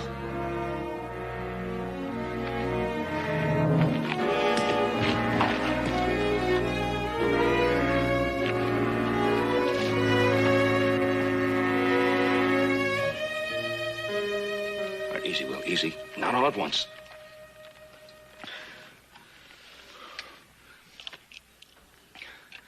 Nothing like coming back from the dead, is there? Well, I don't know what happened, Will. But whatever it was, I thank God it wasn't you in that grave. I still got a 50-50 chance of making it. Well, we gotta get you to a doctor. No. Look, I've been carrying this slug around for 2 days. A couple more isn't gonna make any difference. You're talking nonsense now, No. That grave, the one you just paid your respects to, belongs to a man named Jenner. He was paid to kill me. Now, there are half a dozen more just like him, waiting to do the same thing. Unless they believe I'm in that grave. I was waiting here to see if someone would come and check it out. I never expected to find you. Well, Marshal wired when your identification was found on the body. No, you're right out of here. Butler and his men, they don't like anybody called Cartwright. Who's Butler? Like I say, he's a man that doesn't like Cartwrights. We're getting to a doctor now. Ben, I'm gonna do this my way. Well, you've got to let me help you out of here. Will you get out of here?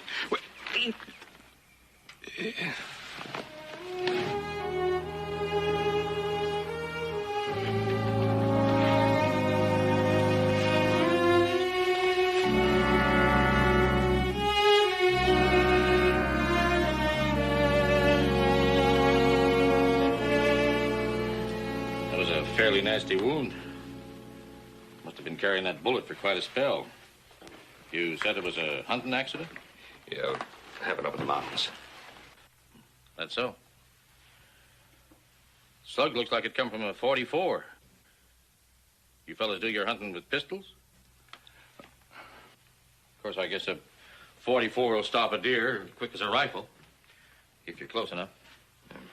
You live around here, do you? No, we're from Virginia City. Guess you haven't heard about the shooting we had here. A man named Cartwright was killed. Witnesses say that the killer caught a slug before he got away. Huh? More than likely just a grudge fight between a couple of saddle tramps. Yeah. Well, maybe the fella got away, killed in self-defense. Could have. Of course, he'd have to be able to prove that. Well, maybe he can. Well, I don't know. The town's all primed for a quick hanging. Been too many robberies, murders. You saying that he's convicted already, even though he's innocent? Well, I'm saying he'd be smart to find a town that's friendlier to start with. One like, say, Virginia City.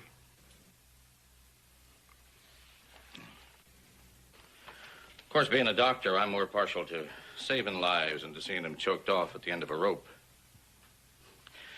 Then I guess I'm just plain getting too old to enjoy a good Saturday hanging. I doubt if you ever did enjoy one, Doctor. You better have the doctor over at Virginia City check that wound when you get back. Thanks.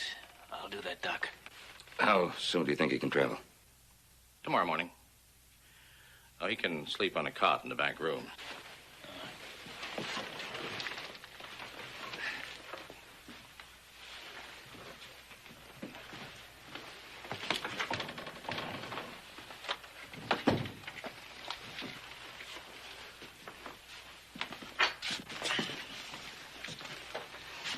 Now just set yourself down easy.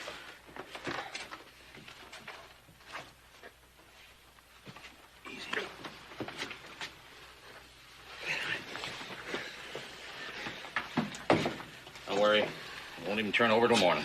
Oh, Doctor. I'm not interested in any speeches. Past my bedtime, I gotta get up early and make some ranch calls. I'll be back about noon tomorrow, which is when I'm gonna make a legal report to the marshal about patching up a bullet hole. About noon. Thank you. Here's a blanket. There's the back door. He's welcome to use either anytime he feels like it. Very good. Well, I'm locking up. Good night. Good night, Doctor.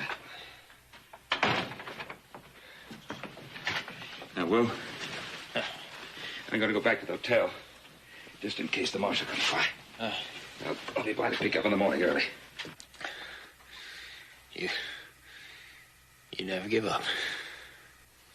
When you're yourself again and take care of your own affairs, you can do whatever you want to do. Good night. See you in the morning.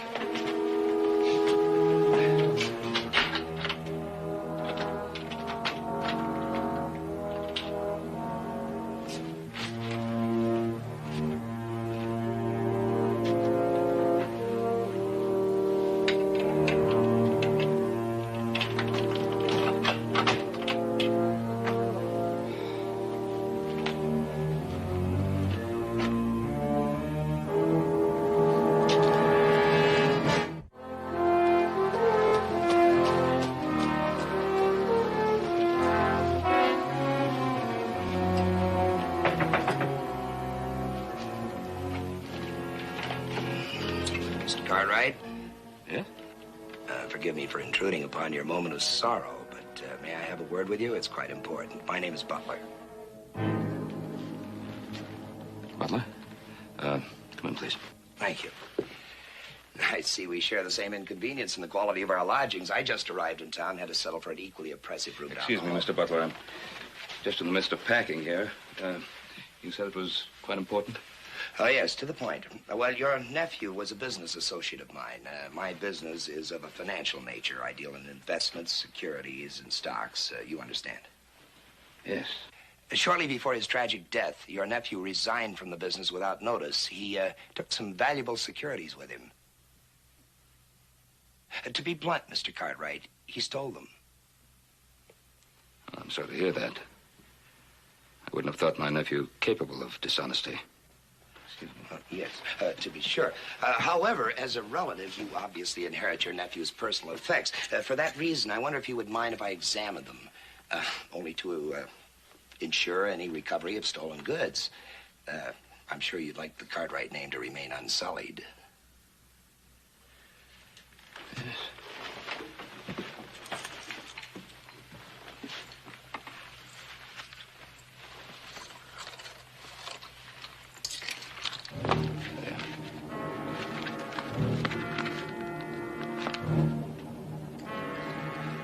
Nothing else? No package? No. There's the gun and this. That's all the marshal gave me. Perhaps the securities were the reason for my nephew being killed. Perhaps you're right. My condolences, Mr. Cartwright. I won't trouble you any further. No trouble at all, Mr. Butler. I'm sorry that I couldn't have been more helpful. I'm sure you are. Good day.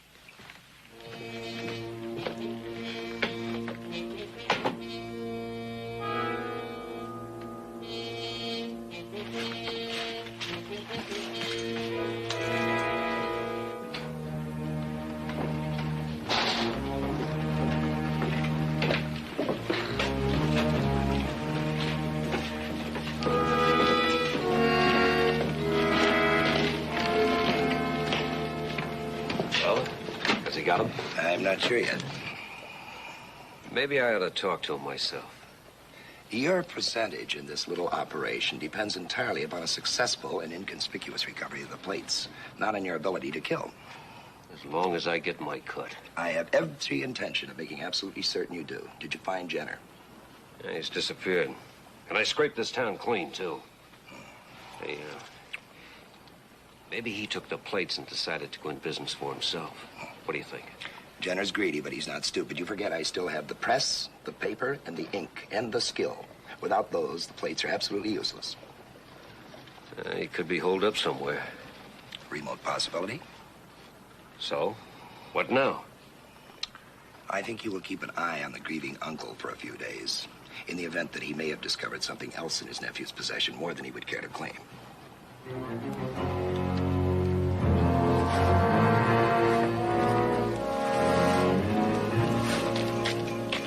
If I get a line on the killer, Mr. Cartwright, I'll let you know.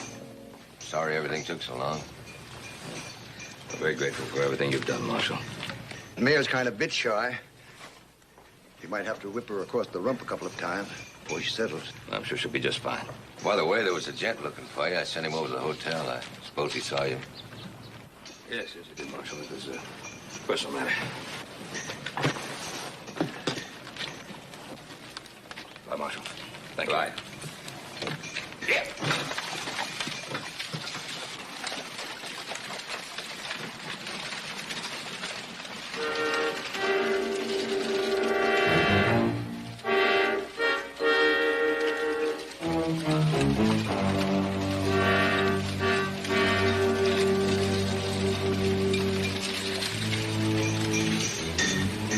Well, I think I'll go to the cafe and have me some breakfast. You want to join me, Bixby?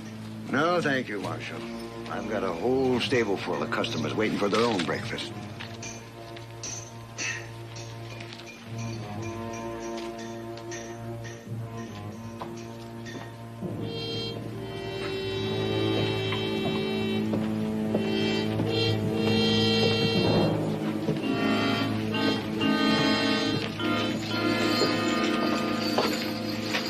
Morning.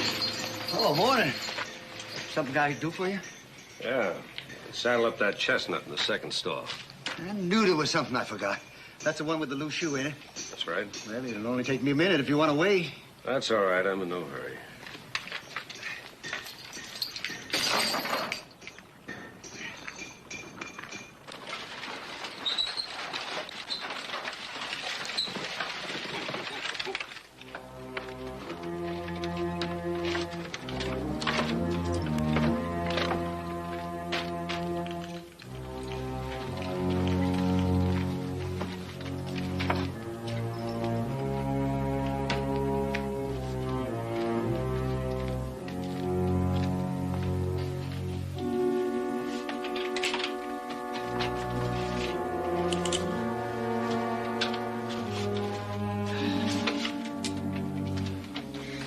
Margot, that's the second time you almost got it from me. All right, I gotta work outside. Let's get out. No, this is where I check out.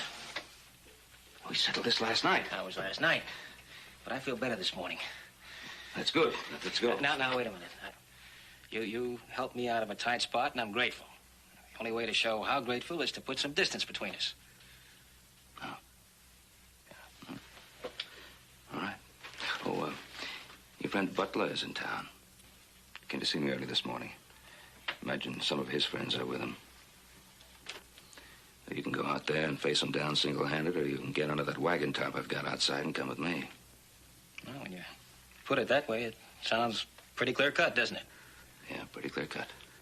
All right, let's go.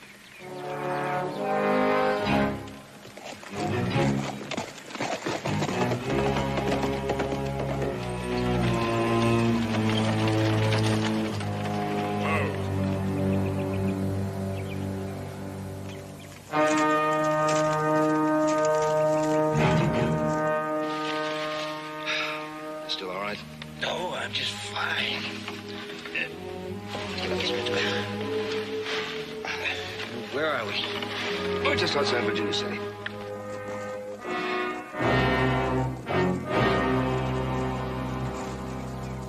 We should be making to Ponderosa by nightfall.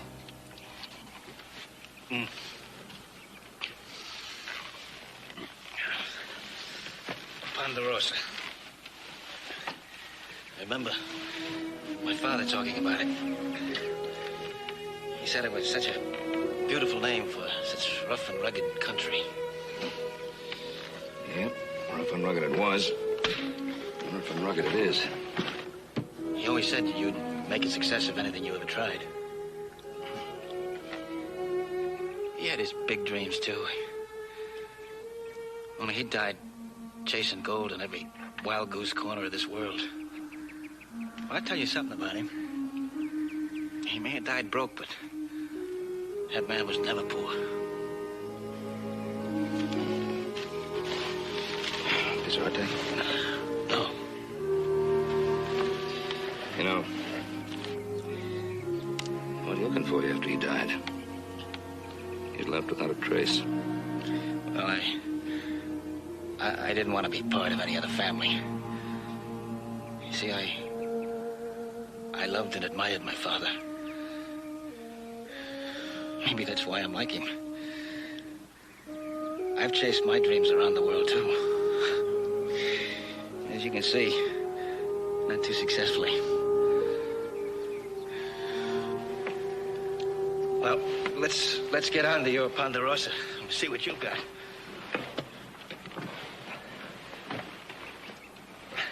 Huh? Yeah, okay.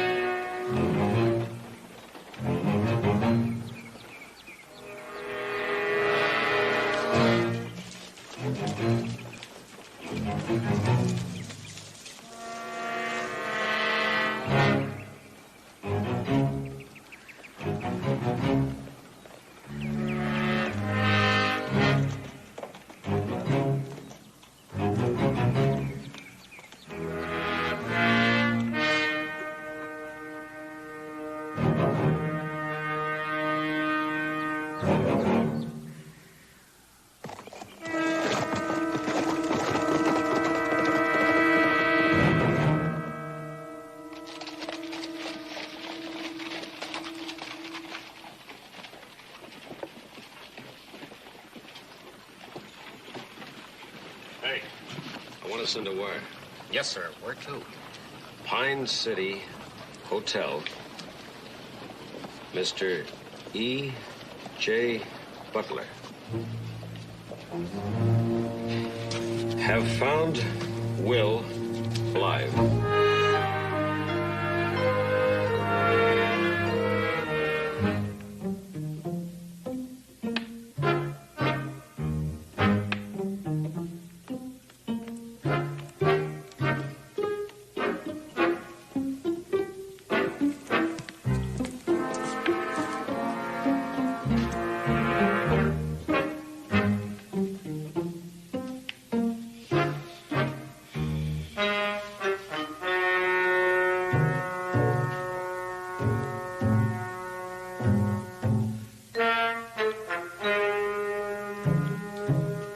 Kind of a long jump, isn't it?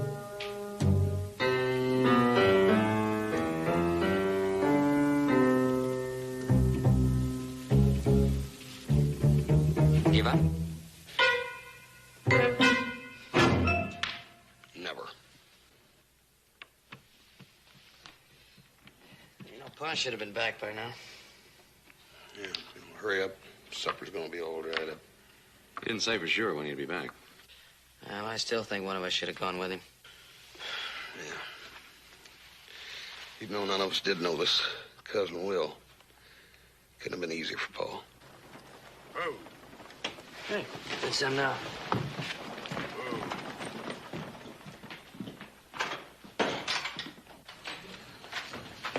See how we can manage this. Give you a hand. Boys. Thank you. I have a surprise for you. That wire from the marshal in Pine City. It was a mistake. It's your cousin Will. Howdy, Will. It's Hoss. Hoss? Little Joe. Well, a pleasure to see you. Little Joe? Adam. Adam?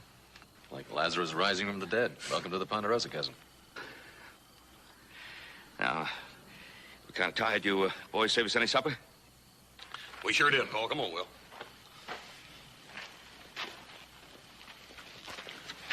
Oh, what do you got there, Pa? I'll tell you about it later.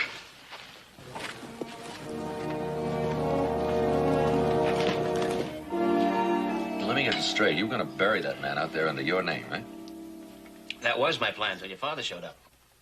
Well, Will figured that if Butler accepted the fact that he was dead, Will could feel safe.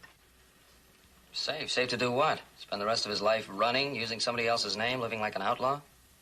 If it'll make you feel any better, I make a rotten outlaw. I think I proved that. You mean with this fellow Butler you were talking about?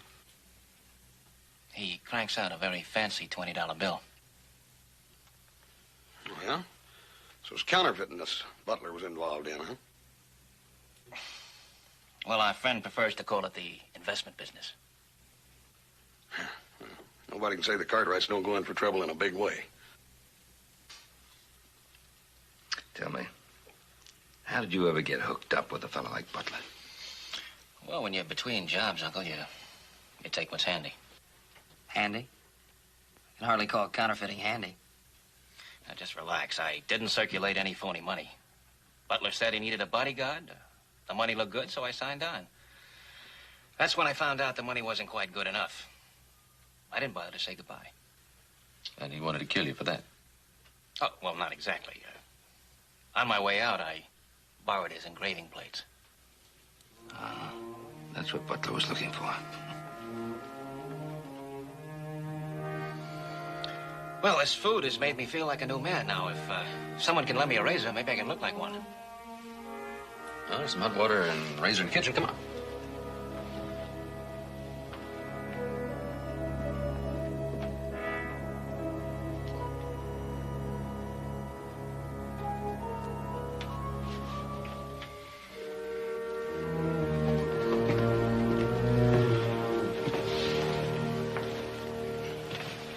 Looks to me like our cousin Will's got himself into a little trouble. Yeah. All that talking he did about taking those plates from that fella Butler, he didn't mention nothing about turning them over to the authorities, did he? That's right. Hey, what about this running away, Pa? You're not going along with that, are you? I wanted him to give himself up. But I couldn't let him do it in Pine City. They'd have strung him up. It's an open and shut case of self-defense. So I'm hoping that he'll give himself up to Sheriff Coffey here in Virginia City. Did he agree to that? No, not yet, but I think he will. At least I hope he will. I think we ought to try to persuade him to. You know, I got a feeling our cousin needs a little more help than just a shave. Well, that's exactly what we've been talking about, and I think we're the ones that ought to help him. If you'll accept it. He seems to be pretty satisfied with his own plans. Look, Pa, we know he's a Cartwright. We know he's a relative, but how do we know he's telling the truth? I may not be the best judge of character in the world, but I think, and not because he's a Cartwright or a relative, I think that basically he's an honest man. Yeah, but, Paul, how are we going to persuade him to give himself up? I don't know. At least let's show a little faith in him. All right.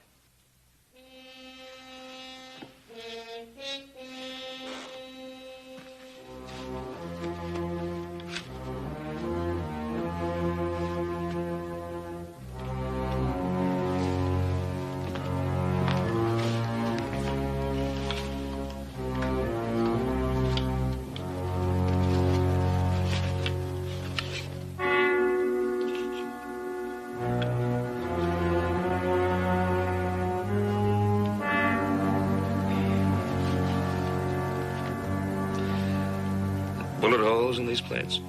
That's right. I put them there myself. Just in case I didn't get a chance to turn them over to the law.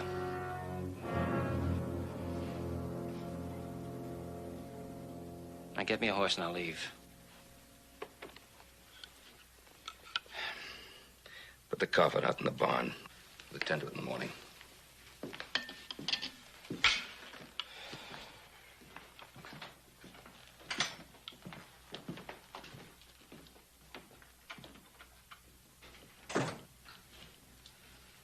Thanks.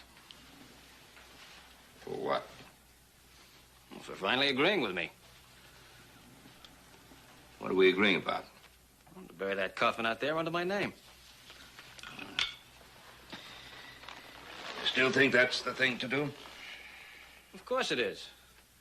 Listen, when Jenner doesn't show up, and Butler remembers that you brought a body back here, he's gonna come nosing around, the way he would have at Pine City if you hadn't shown up. So he noses around and finds a grave with Will Cartwright's name on it, then what?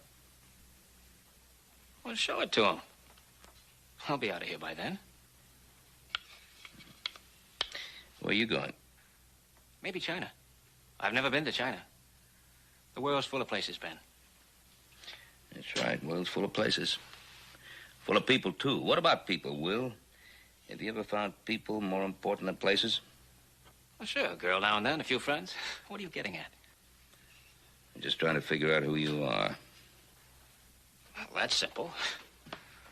I like the sea. I like French food. I like to dance a fandango. The girl's pretty. Cards, anything that's going. That's me. You might put all that together and say that I'm my father's son. Are you?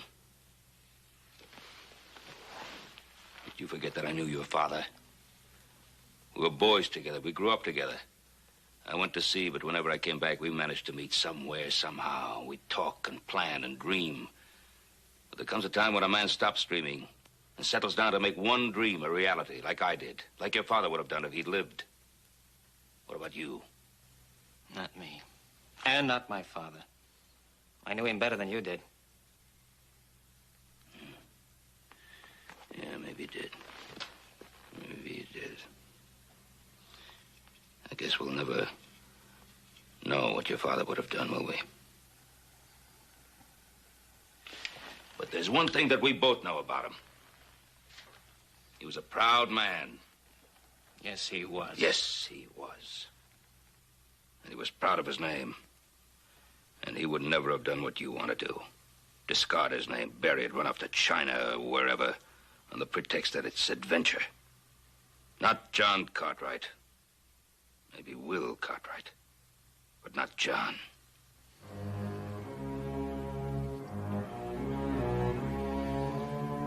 Well, I guess I had a hard trip. I'm tired. I'm going to bed.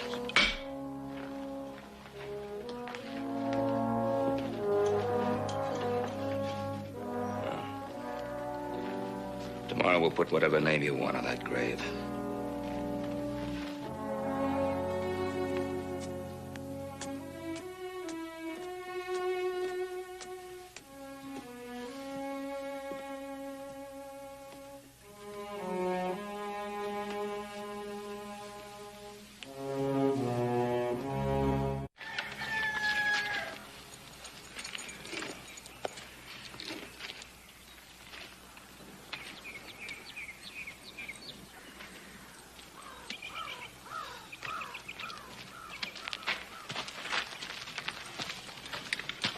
Sure hope we're doing right by Will. Well, those counterfeit plates he's going to turn in, the government will probably give him a medal. Yeah, after we dispense with that little item. Well, they'll believe him, all right. What about that fellow Butler? Well, after he gets through telling the sheriff his story, it'll be Butler who won't get his name changed. Hey, Joe, come on. Yeah, I'm coming. Don't tell Pa we're ready to go. Yeah.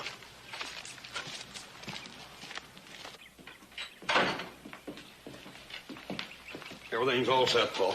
Good.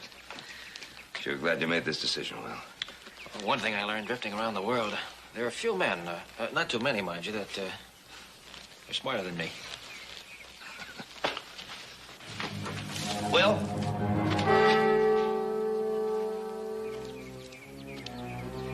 Your resurrection is a most welcome surprise.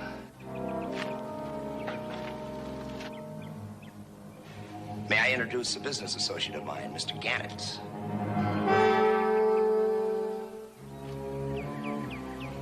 And another member of my staff.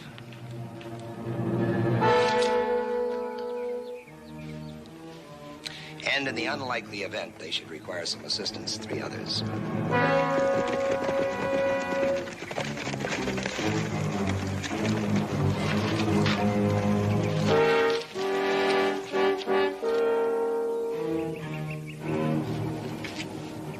It's me you want, not them.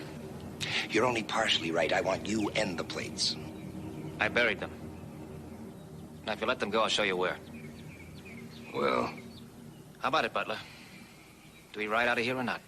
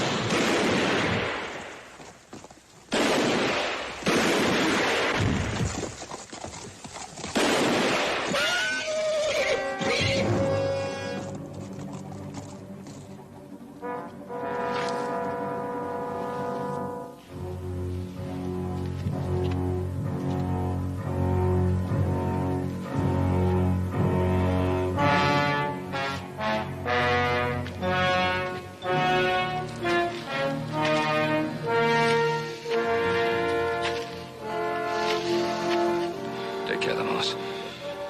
Yes, sir.